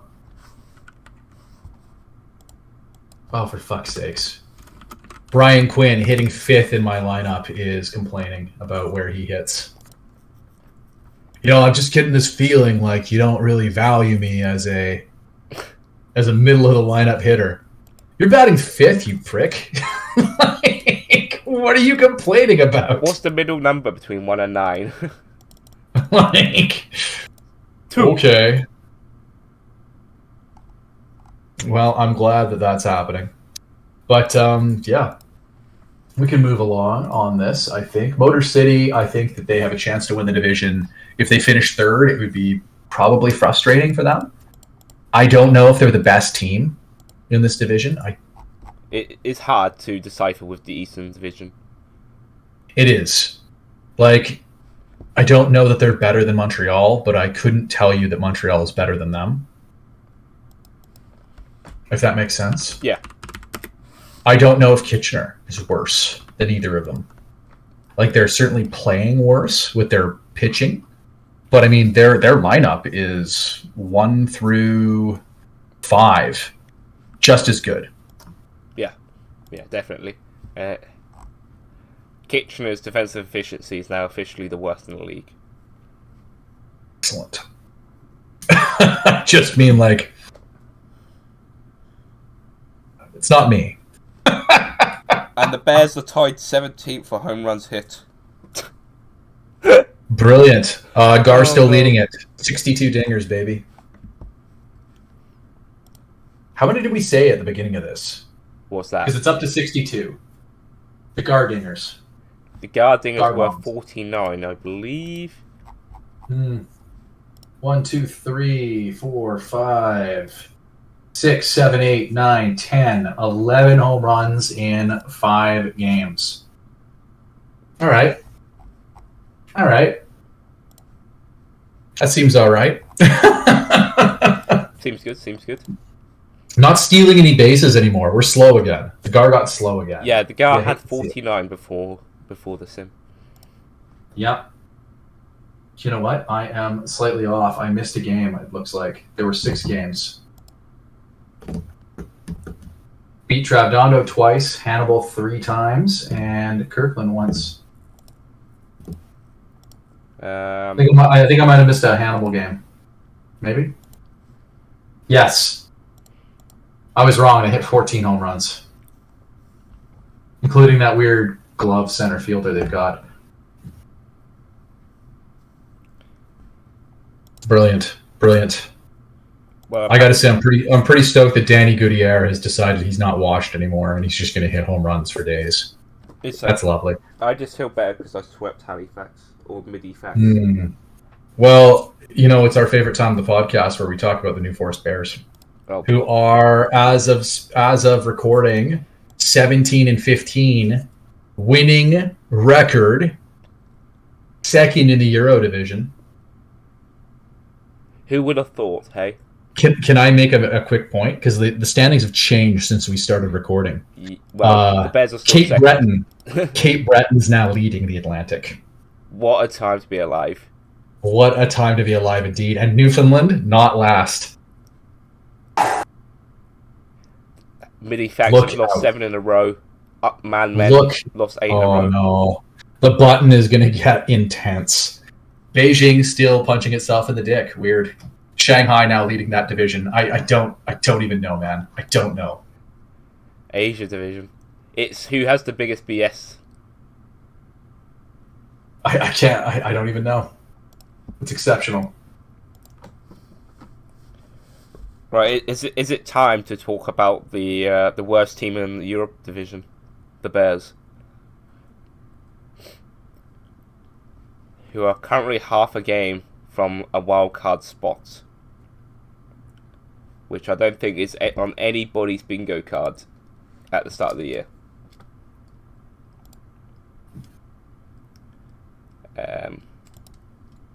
So talk to me about the Bears. What do the Bears do? Do they get one more piece? The Bears got multiple pieces in the off season. Carlos Mendoza signed off the waivers from Zurich as a backup catcher. Okay, hold on. Fuck backup catchers. I'm just going through the list, Okay. Fernando Gonzalez signed for the Bears on $12.5 million for 5 seasons, with the last 2 seasons being team option clauses. Yeah, that's a choice. That is a choice. He has been good, right? Been good for you? He's good against right-handers, not been so good against left-handers, despite his splits being very even. So, take that what you will. Pedro Carrillo came from the AAA to the Major League, and it's not started so greatly. Artur Leandro re-signed for the Bears from free agency for $4 million for 3 seasons with 2 team options, and is starting to kick off for the Bears. Now that the Bears have noticed that he never hit against left-handed pitchers. The worst part is what he's hitting now. The sad part is though the two hitters I have to face left-handed pitchers who are meant to be good against left-handed pitchers are struggling at second base. Nobu Watanabe has rejoined the Bears. He's playing like he's the best shortstop in the league, which is amazing. Right. I take them. That's a choice. He's doing good, I guess. Yeah. Landon Cloutier. Yeah, that's working out for you too. Yeah, Landon Cloutier. He's come up from the minor leagues because he was a Bear draft pick in the 4th round. So talk to me about this. You traded Nestor Castaneda, who had a 5-WAR season. Yep. You traded Nestor, and then you traded for O-Rod. Yep. What's the deal, my dude? Well, the original idea was to flip him again, but there's been some breakdown in talks, and somehow Orlando Rodriguez is playing for his life at the Bears, and I don't understand why he's doing this. I'd like to point out that one of the pitchers, like one of the prospects you traded to Chicago for O-Rod, is already done for the year. He ruptured his finger tendon. He's out for 3-4 months. So, I mean, that seems unlucky. But O-Rod looks like he could win the Holland right now. He's pacing for like 9 R-WAR. That seems good. it seems pretty solid, doesn't it? And should I look to see how Castaneda's doing with Pyongyang? Well, he just lost a game to the Bears as well. Yeah, that's not looking amazing. So yeah, when you take pictures from the Bears, you need to take it with a grain of salt sometimes. Yeah, don't put that out there. Then they're gonna know. You're gonna have to edit this. Yeah, I might. But, I have to check the time. 1 hour and 34 minutes. Reminder to self. Cut this section. But I mean, like, it's interesting because you got Graham Ward and some prospects or something. Graham Ward, a first, second, and then it's a conditional first, if I remember. Okay. Conditional first. And second. you traded a good but long distance second baseman and a dead starting pitcher for O-Rod. So you kind of did this weird switcheroo where you're like, I'm rebuilding. Nah, just kidding. But Nestor Castaneda, you've got O-Rod who's pacing for 9 R-WAR. Castaneda pacing for -3.5. Yikes. And there's a difference clearly between a guy who really should be a good, like at least minimum, number 3, signed for 10 to 12 million for 4 years, basically through his entire prime. Big difference between that and a 1-year guy making whatever he's making, right? Yeah. Big difference in the asset value, but like you kind of out in that. It's interesting. One more piece, baby. Well, O-Rod wasn't meant to stay as long as he has stayed for. That's the thing here, and you could trade him. Yeah, I could still trade him, but it's just waiting for the right offer. I'm not going below what I believe his worth is. You know, especially at the moment where he's doing very well for the Bears. It's really hard to sell low if they're owning. Yeah. And then who else we got? We got K. Filla. Oh, yes. We only played 3 games last year. He's back. At least he's doing rehab. Yep. He's doing rehab, and he is a free agent after this season. But what happened with that most recent injury? Where he tore his UCL for... Oh my God, he said 2 of them. He said 2 of them in the last 3 years. Yeah. He tore his elbow flexor for 9 months, and he tore another one for 12 to 13. This guy is done. So he was out for 21 months, I think it was. Yeah. Oh. He's only lost 15 control. It's okay. I'm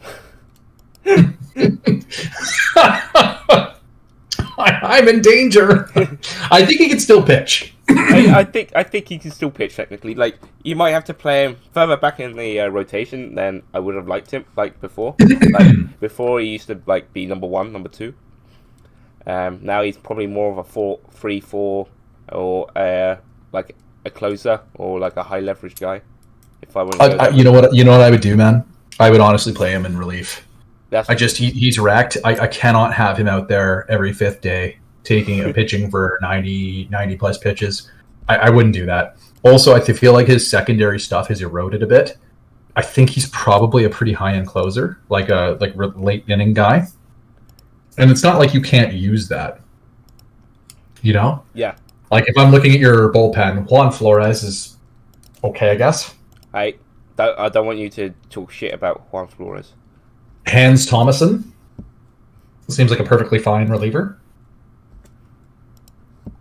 I'm looking around the rest of the bullpen here. Like Omar Miranda seems like a fine loogie. Mm-hmm. Like he's outperforming his metrics right now. But I just mean like I feel like if you were to bring back K. Fila and put him into late innings, I feel like that's a better plan because at least like he's only pitching a little bit at a time. Like he's throwing 20 pitches instead of 90. Yeah. If you just look at it on the basis of you're rolling a 20-sided die every time he throws a pitch, less pitches per outing is probably better. I purposely set up that like my relief pitchers only pitch to a certain level of tiredness as well, so he can't just completely erode because he's throwing so much in the bullpen, you know? Mm-hmm. Yeah, like I would agree with that. So, Yeah, that's my plan. It's like play him at the back end of the rotation or put him in relief where his skills will shine because you're not so worried about the control as much in relief because you're only going to throw 20 times or so. So he's either going to strike out or he's going to throw he's going to be throwing some balls on base. And you're just like, yeah. Yeah, I think that's probably what I would do. Is I would convert him into a reliever, honestly. But yeah, other than that, it's been quite nice for the Bears. Apart from the other waiver signing, the Bears are doing okay. All right, they're doing okay. All I want is 69 wins in the second place. Yeah, and you're on your path to that, right? Yeah, I mean, I'm somehow doing well, so take it with a grain of salt. Yep. Moving along because we still do have other teams, places to be. The Growlers. What are we thinking there, New Force? Oh yeah, we're going with the Growlers. Added Swen Stern. Added Fernando Pineda. Lost Jung Hoon Kim. Makes me sad that he went elsewhere. Remy Cartier retired. But the Growlers, they're not in last right now. They're tied for last, but they're not in last. I think that's what's important. I think the biggest issue for the Growlers is the pitching side of things. Their pitching statistics are absolutely dire. They always have been, though. I don't know is that surprising to you? Not surprising, but it's just happening again, Oh my god, look at this guy. Min Jun Kim, freak. He's pacing for 1 WAR, but minus 5.5 RWAR. Oh. He's got a 370 BABIP. I feel like this team, he's a 9 ERA, but he's not pitching bad. His problem is he's walking a lot of guys, but 50 control and walking 7 per 9, that seems abnormal, right? That's got to get better. And then the hits per, I would continue to run this guy out there. But that's the issue with low control starting pitchers. If you got a low control starting pitchers and you're throwing about 8 or 7 balls on base and innings, that's at least 7 times 4 minimum. That's 28 pitches minimum that you're losing out on to get to the golden age. So what I'm finding wild about this is not their pitching being bad. The pitching's always been bad. Dave Bent is a saint. But the defense is way better. They added having Red Lowe, Zijun Lowe, come up and be an elite, super elite defender. He hasn't hit yet, but his defense is good. He's good defensively. He looks like a potential Gold Glove shortstop. Nice. And then you look at center field and you're like, okay, Yawai Nai can't hit, but he's fielding really good. He's won the 4 Gold Gloves, including last season. So they've got these guys in center field, shortstop, key defensive positions that are carrying the load. Eric Bleeker is a good defensive right fielder. Can't hit. I don't know what happened where they just can't hit now. Because, if you look at their park effects, big dinger boost, big average boost, I expect them to be fun. I expect lots of hits and lots of dingers and terrible pitching. That's the Growlers I know and love. But we're just not seeing the hitting side. Villeneuve is their best hitter by a lot, I think. And he's all right. He's good. The Growlers need to take pages from the GAR and on what hitters to just lean into it. Yeah. Villeneuve is his results are Aaron DeCrackish, who's my 5th or 6th best hitter. So there's something to be said there. But yeah, I'm interested to see where they go. I think they should hit better than this. I think that they are probably last in the division. Probably. But they're refining their technique. They're getting better. I think they've made some good draft picks during the draft here. Chris Hitchcock, great pick. He's looking great. He's looking legit. He's going to do some work in this league. Yeah, so the problem is, Lowe probably doesn't hit, but probably can be a really good glove guy and probably a captain. All right, good. Chris Hitchcock going to hit. Villeneuve going to hit. We need 3 more guys. So we'll see what they kind of can come up with to add to that. We'll see what they can drop in there. I think Alexis Betancourt is close. He has no power to speak of, and his eye hasn't come along, but he could be close. He's going to be a perfect pitcher, or perfect hitter when he goes to visit the Bears. Mm-hmm. Fast, reasonable defense, lots of contact, brilliant. Yeah, and he has some eye, so he's going to see some Ks. Or yep. Let's move along. I think Newfoundland going to finish last in the division. Move along. Peking. 20-13 so far. They added 12 WAR. They lost 12 WAR. Okay. They added Andy De La Rosa, Josh McClure, Francisco Gamez from Josh McClure from Halifax, Gamez from Kirkland. They signed LeBron and Mike LeBron and Nick DiGaetano as relievers. So they've added to the bullpen, they've added to the rotation, they've added another bat because Toet retired. Yeah. Bird left as a free agent. Matsumoto left. They traded Park to get De La Rosa. And how are things going? Well, they're second in the division right now. They're not scoring as many runs as you'd like, but they're preventing runs at a great level. Alvarado has turned into an amazing closer. Awesome. The rotation looks good. Gayasi, pitching good for them. McClure, pitching fine. Gamez, elite. Verhoeven, problems. Yeah. I enjoy but I mean, that Frank Gonzalez has a 1.71 ERA. That's intense. That's intense. He's pacing for 5 RWAR, 5.5 almost. It's wild. But this team should hit a bunch, be old, and probably compete for a playoff spot. De La Rosa is on the upswing. He started off really weak. In fact, Oliver messaged me. He's like, I want a refund. And I was like, yeah, I get that. He's not hitting great. But he's suddenly, from being like a 50 weighted runs created plus through 3 weeks, he's up to about 100 now through 6 weeks. Dude's swinging upwards. Pacing for 20 dingers and 15 steals. I think he's a good player. I think he's a good hitter. I don't think he's an amazing defensive player, but De La Rosa is good. I think he's good. Yeah, you're never going to play him in defense, but unless you're desperate. He's a lefty with not bad lefty splits, though, too. So it's one of those things where it's like, that's a rarity. That's nice that you can keep a lefty in the lineup when somebody starts a lefty, because then you're not swapping out and you have an advantage. They bring in righty relievers. Like, he's been good for me. I had too many DH types. Katalinikov. That's an unusually good season so far. He's like at 200 weighted runs created. Out for 1 more week. Yeah, he's out with a fractured thumb, but I mean, he's been really good. He's historically really good defensively, and he's been hitting strangely. But I think they're pretty good. I don't think they're the best in the division, but I think they could finish that way because there's no clear weakness per se. Like, you look at them, you're like, they can hit. It's very you look at them, you're like, they can pitch. Super balanced. So it's very difficult for me to be like, well, I don't know they're going to beat Beijing. You know, I think they probably may end up first in the division.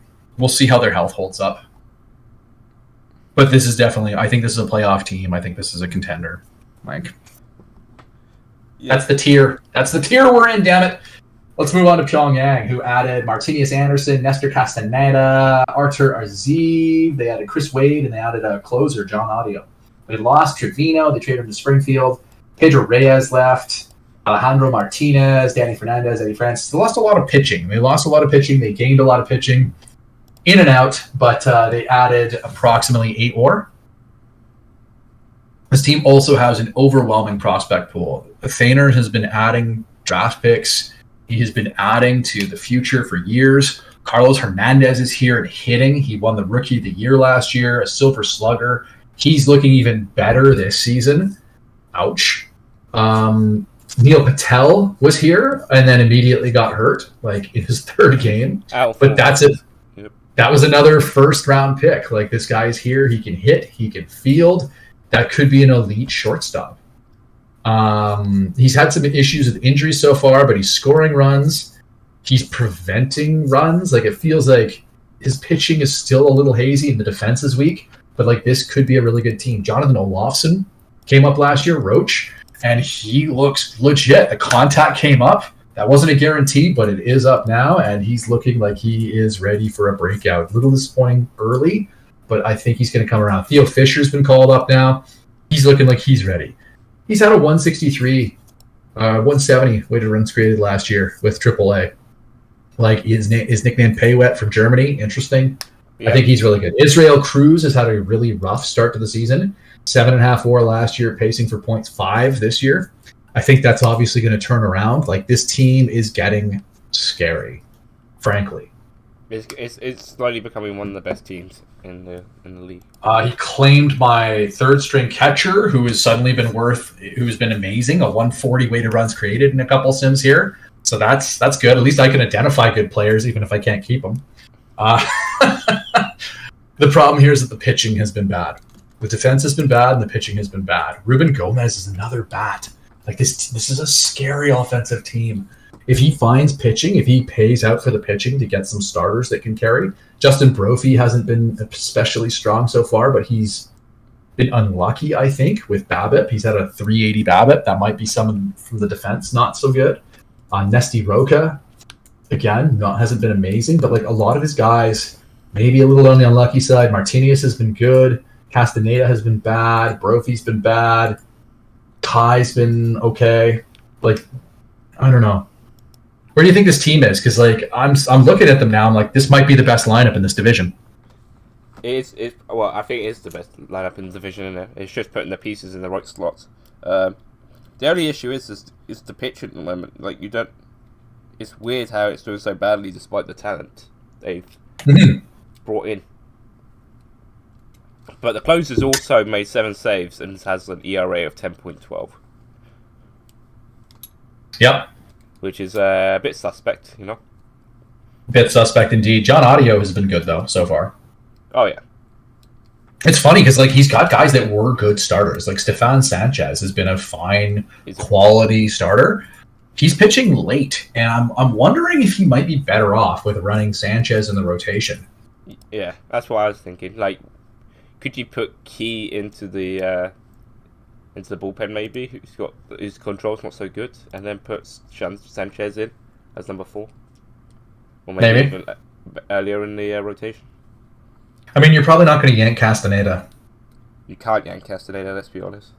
The guy's going to improve eventually. It's just a matter of when. Yeah, we'll have to see.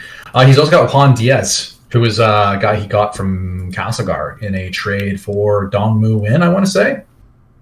Yup. It was Dongmu Win and a pick. Sorry, Dongmu Win for Diaz and a pick, and Diaz was about 50th prospect. So like, he does have some guys. Same thing. Like, he's got Jung Hoo Shin. That was another guy he got from me for part of the Carl Jolly trade. But like, he's got a bunch of guys that were like considered like starting prospects, and they're in the bullpen. So like, I think he's got a lot of options, and it's just kind of throwing guys at the wall, seeing who sticks, seeing who pitches good, and like, he might have internal options to carry him, or he could go outside the organization to bring in reinforcements to carry him. Because like, if he adds a starter or finds a guy that's going to pitch good, look out, is what I would say. The lineup is here. The lineup is sustainable. This could be a problem. It's only the pitching that just needs to find itself out. Once that figures out, Pyongyang is going to be a force to reckon with. That it's going to be very hard to contend. Yeah, it's difficult. It's going to be difficult to deal with them. The only way that's going to stop them is injuries. Yeah, pretty much. Rain City, innit? Ooh. Sorry, I just drafted a guy who's 18, has 6 pitches. God damn, yes. I don't know if he's going to be good, but it's fun. I like finding guys with a bunch of pitches. Throws a bunch of things, doesn't do anything particularly well. Fastball, curveball, slider, changeup, splitter, knuckle curve. From Australia too, just to make sure. Rain City, by far the worst hitting team in the league. Love it. Anyways, Rain City. Who do they add? Young Jin Lee. Just a closer who has been pretty good. Yep. Maybe a little lucky, but pretty good. And they lost Swen Stern. So basically in out. But their pitching has been so very good. Doesn't even make sense. I think that Romald Munier might actually just be good.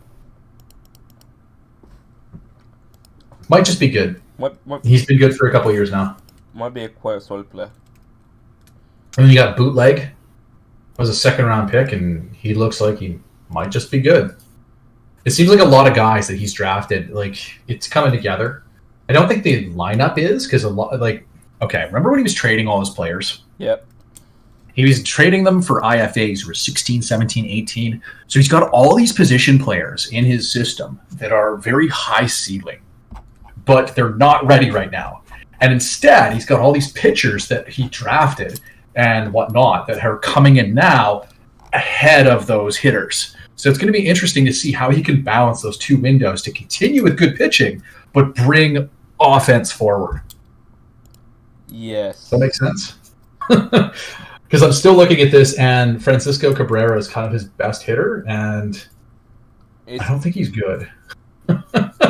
It's a very quite the situation to be in. Yeah, it is. It's interesting, but like I think he's defending good at shortstop. He's defending good at center field. He's got a. That's an interesting catcher. Really good defensive catcher. Not particularly. Not so hit heavy. Just. Dude, Jesus Azarte is his number 5 hitter.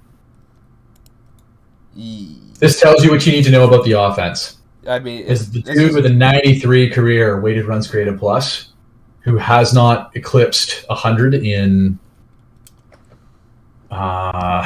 since 2044.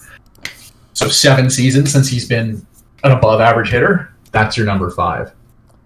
This is why Rain City are bottom of nearly every metric regarding hitting. Again, like I get in trouble for going out there on a limb.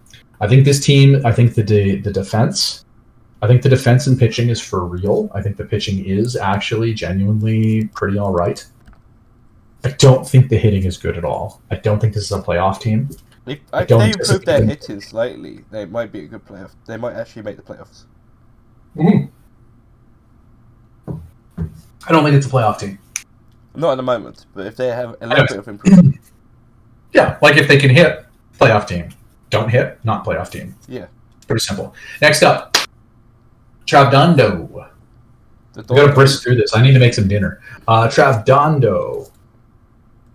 Added 6 WAR, lost 8 WAR. Cool. They're still going to be a basement dweller team whilst everybody's improving in their minor league system. This is a team where that was the problem, right? Where like they were good, but they never could get outside of the division. Like the division was too good, and they missed a window as a result. And losing Volnyov, who was so good last year for them, with an injury early on, is kind of hurting. Holgar Fogg is pitching better, but like again, like Angus Goodwin, not pitching great, but getting great win results. He's pacing for 25 wins, so look out. Figueroa's taking a step backwards, but he's pitching a little bit better. Like, I think it's probably the pitching is going to hold this team back. They obviously were emphasizing defense at center field, defense at shortstop. They added Sean Atteridge, who should be a reasonable defensive, like should be okay enough to play third base and hit, but they haven't hit yet. I think this is 4th in the division. Not because they're a true 4th in division team, but I think it's a pretty. If they're in like Eastern Division, they'd be like 2nd or 3rd. Like, probably 3rd. Honestly, I think they're better than Chicago. They could have a better season than the Zabbies. I don't think they're as good as Montreal or Motor City. Yeah, and then you go to Europe, they'll definitely be 2nd or 3rd in that one. Atlantic, probably similar. It's just unfortunate they're into Pacific, where it's just an absolute bloodbath. But it's not long till the Redondos have quite a talented like group of players to work with. Yeah, it should be fun. Should be fun to see where they go. But not fun for their division. Honestly, they're being bad at the right times. Yeah. Because I think Castigar's on the verge of a precipice, and I think the Blazers are always overrated. That sounds like such a harsh critique. But I just mean like the Blazers, I think, are overrated in that they tend to be fairly fragile. I don't see a lot of guys breaking through on this team right now. Like Jason Toett's the only real contributor. I think it's a good time for Kirkland, and I think it's a good time for Redondo to kind of reset a little bit. They haven't completely cleared the deck. They did move out a bunch of talent. They brought in a bunch of futures. I think 2 years from now, this division's going to look very different in how it will be approached. And I think they've positioned themselves, both Kirkland and Redondo Beach, to be part of the next group at the top of the division. Yeah. Anyways, Redondo Beach, verdict, bad team. Not as bad as many basement dwellers. Moving on, Shanghai. Why are they first in this division? Asian bullshit luck. I mean, their second baseman is pacing for 60 homers and 7 WAR, so that's like part of the thing. That center fielder they got gifted, yeah, he's pacing for 8 WAR and 50 homers. So when do I get one of these? Right? Like, I don't want to spoil it, but like Zurich having a parachuted elite hitter just in the exact position that they needed. I don't want to hear about this bullshit about being unlucky ever again. No one's going to say Shanghai has been unlucky. They inherit things constantly like that. Their center fielder is amazing. Jarno van Vingarden just dropped into their laps. The center fielder is durable, rakes, defends, is a good character. I mean, at least Shanghai don't complain about being unlucky, whereas yeah, they don't. Whereas Zurich is a constant complaint, and there's so many metrics that's been shown at how lucky Zurich have been over the last 31 years, and yet still managed to fail to win a ring despite the opportunities being given to try and win one. Snatching defeat from the jaws of victory. Basically, yeah. But they've never found a BS run. They've never gone on a BS run, and that's probably it, right? But we'll get to that when we get to it. We will. But anyway, this is Shanghai's time to talk. Yeah. I don't think they're going to be the best offensive team by the end of the year. I think that they're going to fade. Yeah, it surely can't just keep going on forever, right? Like, but everything at the moment is like falling into place, which is quite nice for them. Like, they're the best hitting team in the league. Above average in the pitching, which is all you need. So, well, like, if you look at it, they've got the third best runs against. I don't buy that. Right? They've got the second best starter ERA, third best bullpen ERA, first in FIP, first in pitching WAR. Like, I'm sorry, I don't buy it. You cannot look at this rotation and be like, "Yep, that looks like the best rotation." I'm not saying it's awful. There's a large area between the two, but like it's not the best. You see, for me, it like fully convinces me. Like, if you have the more pitches a player has, the better, like, they tend to do now. Whereas it used to be, if you had like all you needed to do was stack up on like 3 pitches in the starting rotation, and you can get away with it. Now, like 4 or 5 pitches, and you're doing pretty solid now. I mean, Jeremy Bain does have that dog in him. He does. Dog. I'm sorry, dude. I just this Sigismund Schneider guy. I don't buy he's a 7 WAR player. I'm sorry, I just don't. It's the movement, mate. It's the movement with the synchronous splitter. He throws 2 fastballs, man, in the splitter. Like, his other 3 pitches aren't even worth mentioning aside from the fact that he's got 6. I don't buy that's going to hold up over the season. And you know what? I could be wrong, and this guy could win a Napolio, but I don't. I'm not saying he's bad. I don't buy that he's a 7 R-WAR guy. This isn't a 4 WAR starter to me. But yeah, could be. They could catch lightning and just grow with it. But I just mean, like, this team. I'm not saying they're bad. I'm not saying this team's bad. But their rotation is something I'd actually I'd build myself though. Like, I think that the rotation, I think, has a very, very reasonable floor. I think the floor is high. I think the ceiling's low, and right now they are they're pitching second best in the VL. I don't think it's the second best rotation. I don't think it's bad. I actually think it is pretty good. The Asian division is bullshit. This is another team that I'm like, maybe they could finish first. Maybe they could. There's opportunity to. Like, I actually pretty like their starting rotation, but that's just my preferences. Yeah, I'm not saying they're bad. I just don't think they're the second best in the VL. Like, honestly. Like, if you... Okay. Do you think this rotation's better than Sunnyvale? Sunnyvale's is pretty good. Sunnyvale's is definitely better, right? Right. Do you think this rotation is better than Zurich? Zurich is good. That makes it third. Do we think the rotation is better than Peking? I think it's similar. I don't think it's better though. I think Peking's is better. I think Peking's is better. Is it better than Is it better than Beijing's? Is it better than Beijing's? It's definitely better than Pyongyang's, but like, is it better than Beijing's? Juan Gonzalez, Steve Leppert, Alexander Boss. I would all three of those pitchers. It would be a number one in Shanghai's rotation. Like they're 4-5 or better, but like Beijing's 1-2-3 or better. Like they've got the third best rotation in their division. It's basically balance versus top heavy, isn't it? Mm-hmm. Like Shanghai have given themselves an opportunity to pitch themselves through 5 games, whereas other teams have 1 to 3. Yep. Yeah. I'm just saying that, like, I think if it comes over the course of the season, I think they've got the third best rotation in their division.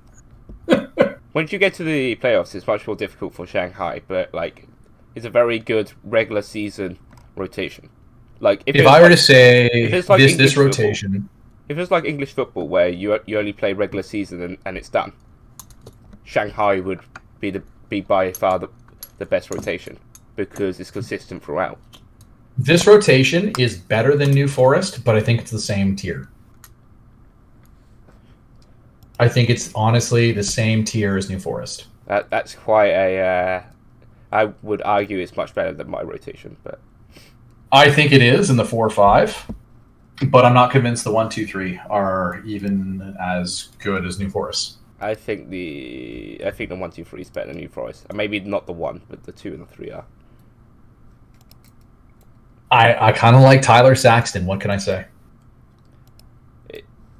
Luskin's had a 5-war season. Like, there are reasons to kind of look at that. But anyways, even if I slot them above New Forest, like, we're looking at 5-6, the 5th or 6th best rotation in the VL. But that's what you need to like, as long as your hitting is doing work, like, it doesn't matter, does it? Because you're still gonna produce quite a lot of wins with it. Yeah, no, for sure. I'm not saying this is a bad team. I'm saying that I think the Pacific used to be the hardest to come out of. I think the Asian is now the hardest to come out of, and I think it was last year too. Like, I think this is now the toughest division, and it's not close. So I mean, like, I know everybody makes fun of that when you go, "Oh, in the tough division." I think the Pacific was the toughest division for about a 5-year stretch.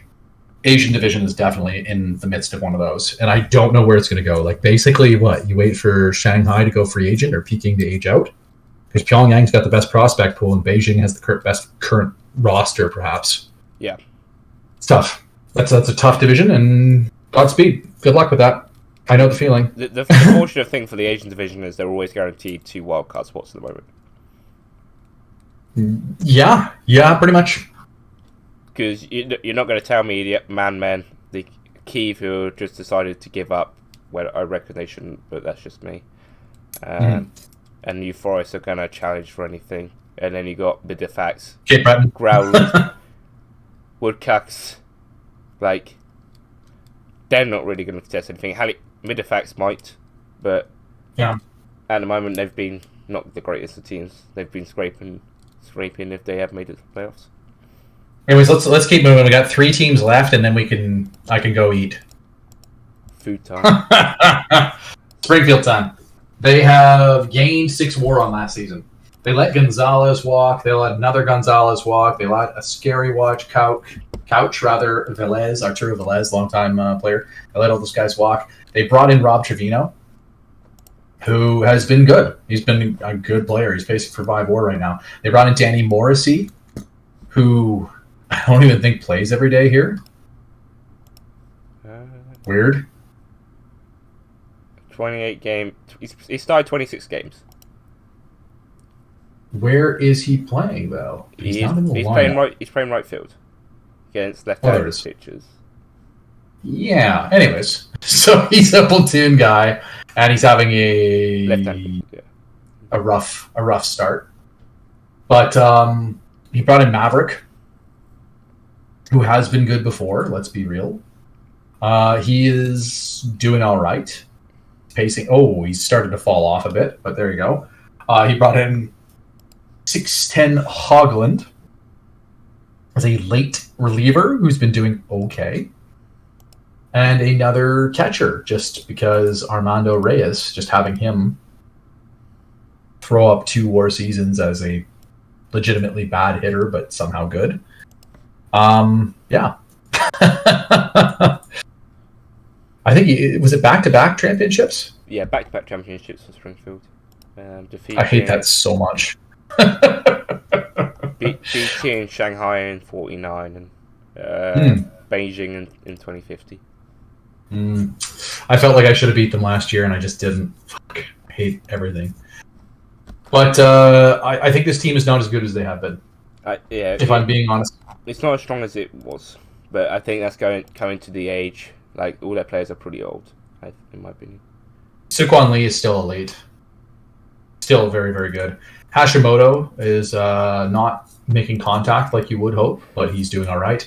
Bobby Howes has come in, and he's doing okay for elite defense. He is looking like another Gold Glove third baseman. Trevino, I think the defense has fallen off a little bit. He's still holding his own at that position, and he's good enough if he can bring his offense back up, but he's having a rough start to the year. I feel like they could use another outfielder, maybe. Like, it just seems like they're down an outfielder. You know what I mean? Yeah. Like, Cohen Van Kriege is probably their third best outfielder, but like, you're looking at things and you're like, okay, I kind of get it. What's going on here? And you're like, okay, Ben Harness, Danny Morrissey. Danny Morrissey should hit better. Yeah. Outfield looks like it's a little soft for them. Yeah, it's not the team. It's not the team that it was last year. But it's still a pretty very good baseball team. It's kind of wild that they had so much money just left open. You know? Yeah. Like, they just couldn't find anything to spend it on to improve the outfield. The free agency market was pretty awful. I guess maybe you're looking at like Sisto Marinelli or something. Like, there's still some guys available that might be able to help. Daniel Garcia adds something. Like, he had a good year in Halifax last year. I guess he's emphasizing outfield defense, right? Yeah, defend the outfield, let the infield do the work. I think it's pretty clearly the best team in the division. Like, the Monkeys are trying to challenge that, and I think the gap has much lessened because, like, Springfield's gotten worse through aging and injury and whatnot, and Minneapolis has gotten better through additions, and, like, Springfield's trying to pace. You saw they added guys. Trevino's great. That's a great add. They added Maverick, who's declining a bit, but, like, that's their number 5 starter, who's been, like, historically, like, this is a Holland winner. Yeah. You're adding a former Holland winner and multiple-time All-Star, Rookie of the Year. Like, you're adding a player like that as your 5th starter. That's pretty good. That's pretty good. This is a very good team. Not taking anything away from that. I don't think they're as good as they have been. Pitching looks worse. Hitting looks worse. Defense is good. Probably the best team in the division. Playoff contender. I think if they win again, like last year, I don't think they were the best team. I'm going to say this right now. I don't think they were the best team last year. They won? Good. Congrats. Excellent. Best team doesn't win every year. Don't think they were the best team last year. They're worse this year. If they win this year, that is a remarkable run. To have one where you were probably the best team and won the championship, one where you were clearly like maybe the fourth best team and won the championship, and then one where you're maybe the sixth best team and win the championship. Like, good on you though. Like, I think this is a playoff contender. They're battle tested. They can win any series they're in. We'll see what happens with them. But like, I expect them to be a fringe ring contender. They're Playoff lock. They're not as good as they were, but that's the big thing. Yeah. I expect you to win 95 games and lose in the second round. I don't think that's an insult. But that's I mean, we're talking about New Forest winning 70 and finishing second, right? Yep. Actually, let's go with the real number, 69 and second. Very nice. Let's take a look at the Sunnyvale Master Hospitals. Everybody's favorite hospital. Everybody's favorite hospital. They've got 6 players on the IR right now. 2 of them I thought we removed. Yeah. I mean, if you build your team around fragile players, fragile things will happen. Daniel Ramirez, fragile, injured. Akeda, wrecked, injured. Steve James, fragile, injured. Pablo Rodriguez, wrecked, injured. Rich Jimenez. I feel like he used to be fragile, and now he's just normal as a reliever, but yeah. Yeah. I will say this team is good, though. Like, it's a very good team, but it is very good. Like with all Sunnyvale teams, is whether they can keep out of the hospital. Oh, weird. It looks like Roberto Pruna, who everybody's like, ha ha, Gar loses that guy. Ha ha, yeah, right, he's losing stats. Weird that after I saw he lost 10 movement, his home run rate has more than doubled, like his previous career high. I'm not saying he's going to keep giving up 2.5 home runs per 9, but I mean, something to be said. That he's probably a very good reliever. I expect him to bounce back. I don't expect him to end the year in negative WAR. But moving from a Hannibal Park to a Sunnyvale Park, it's almost like moving from the Bears and going to Pyongyang. Might be a factor. I do think the rotation is solid. I think Ricardo Flores has not pitched well so far, but he should pitch better. I think Sugimoto is pretty good as well, and again could pitch better. Fernando Creponi has pitched. This would be his worst season, but again, I think he's good. Maybe he's also fragile. Like, I should note that like 2 out of the 3 guys I just mentioned are fragile. I think Musang Song is pretty good. Like, he's got a lot of really solid or reasonable starters. Ji Chol Park. He's got an Arsenal. High floor guy, low ceiling perhaps, but like he's brought in a bunch of pitching. I think the bullpen should probably pay better than what it has so far. And even then, it's just been mid. Danny Ramirez has been an animal, but he is a little hurt right now, but that's... Hirota's playing all right. Like, this is a good team. This is a good team. I expect them to hit. I expect them to field. I expect them to pitch. Lisa Lee, animal in the room. Dude has been very, very, very good. I expect that to continue. Ho-hum. Moving along, I expect them to win the Atlantic. Done. Easy. I'm done talking about this team. I just...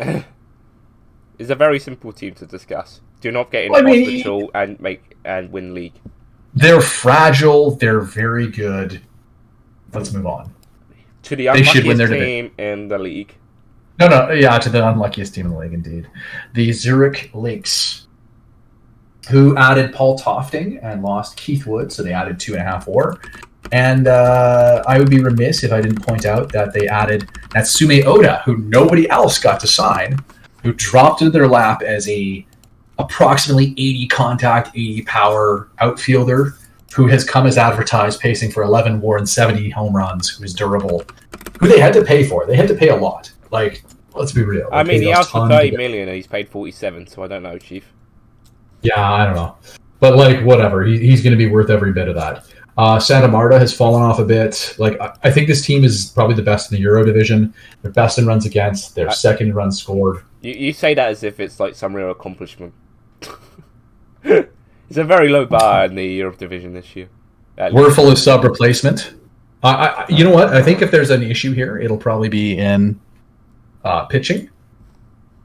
But the thing is, they've got a bunch of guys that look good. Dean Wood's 24. Mike Willie is 25. Charles Van Twillert is 23. Like, they've got a bunch of those guys. Ivan Contreras is maybe one of the best pitchers in the league. Like, in a single game, I don't want to go up against that dude. I just don't. I don't want any piece of that. He's been remarkably consistent. 4.5+ WAR for 4 years in a row. He's won 2 Hollands. Like, I think that's a really good player. You look around their batting lineup, it's deep. Guys aren't living up to expectations right now, but it's a very, very deep, very potent lineup. I think this team's really good. Might be the best in the league. I don't expect them to win the ring. They're going to get beat by somebody. They're going to be... Beijing will make it through and...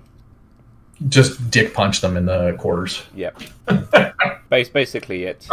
And we're going to hear about being unlucky again. People are going to bring up... I don't want to hear about unlucky. I think I understand about the BABIP thing with me. You just don't want to hear BABIP all the time. I'm tired of hearing unlucky. Like, having potentially one of the best hitters in league history just drop into your lap as an exclusive free agent. I don't want to hear about it.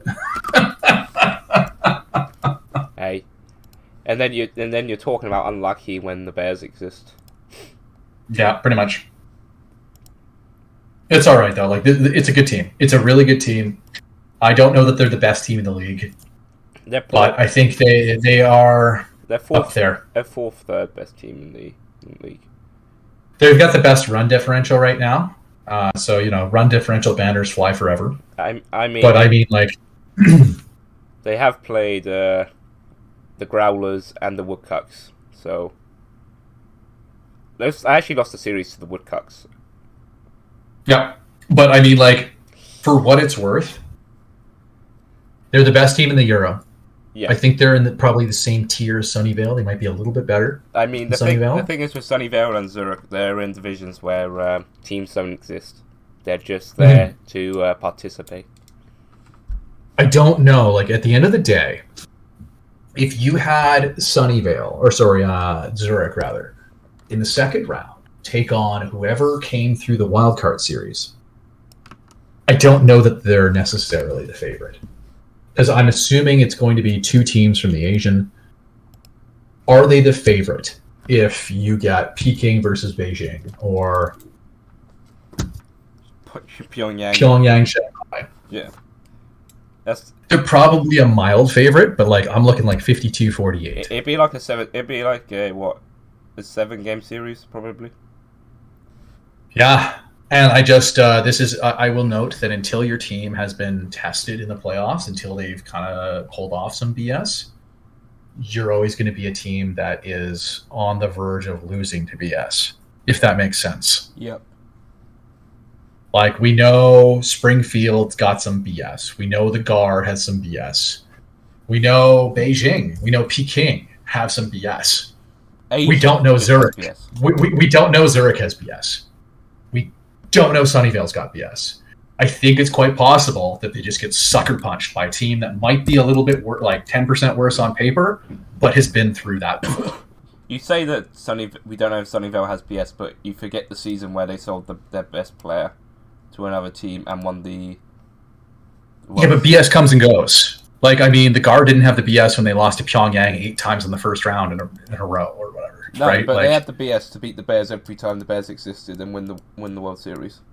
Oh, for sure. But I just mean, like, players change, BS changes, it fluctuates. We know Sunnyvale had BS 10 years ago, or whenever that happened. We don't know that they have it now. Different core, different players. There's nobody that was there before. Maybe Gator. I think Gator was there before. But you know what I mean? Yeah. Like, I don't know that this roster has the BS. Yeah, Gator was there before. Guy's so old. But yeah, anyways, Zurich, top 3 roster in the VL. Honestly, they might be better than any one team in the CL, like on paper. I think the VL has maybe better teams at the top than the CL, and the CL is just a clusterfuck. Because, maybe it's flipped. I'm not sure. I think the worst teams are definitely in the VL. So it's hard to really gauge because you're like, okay, the Asian division's a bloodbath, 3 bad teams in each of the other 2 divisions. And then you look at the CL, you're like, okay, well, Monkeys are all right.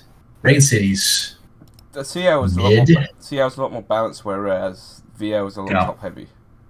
Yeah. But yeah. Anyways, predictions. LA. My prediction is LA, Castlegar, Springfield, Minneapolis. I'll bite. Motor City. Playoffs in the CL. VL, Sunnyvale, Zurich, Peking, Beijing, Shanghai. I'm going to say that Pyongyang gets cucked.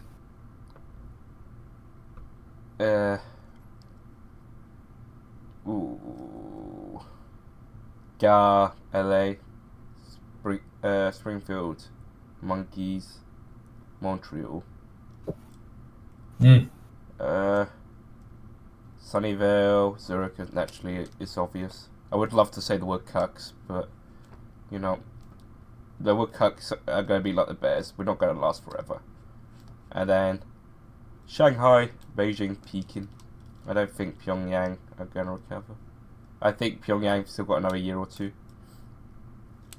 Yeah, we'll see. Like, if they add a pitcher, it could change. Like, I don't feel super confident. It's a couple games off. Yeah. Like, we're looking at a situation where I think all of them have 80-plus wins.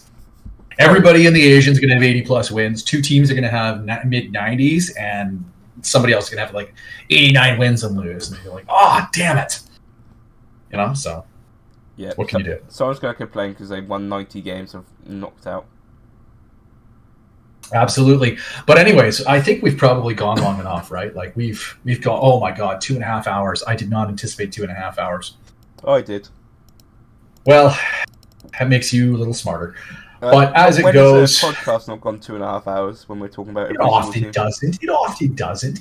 Anyways, if you've made it through this entire slog, thank you so much for joining us. This is part of one of the big reasons that we're still doing this is that we have people being like, "When's the next one? When's the next one?" Yeah, when's the next one? I have to listen to it at work, you know. Yeah, I'm in the wage cage. I need some content. Well, here's content. It may not be good, but it's content, damn it. Like the Book of Boba Fett. Yeah, exactly. And on that... except nobody gets paid. On that note, thank you once again for joining me, sir. Thank you all for listening. It's why we do it. And I wish you good luck in the season to come, but it's already underway. It'd be disingenuous. Only good luck to the Gar. Maybe the Bears. Maybe the Bears won't make it. Good luck to the Bears. This has been the RFBL Report with Bear and Bagdowski. To find out more about the RFBL, including stats and history, you can go to statsplus.net/RFBL. To find more episodes of the RFBL Report, you can go to Apple Podcasts, SoundCloud, Buzzsprout, and YouTube.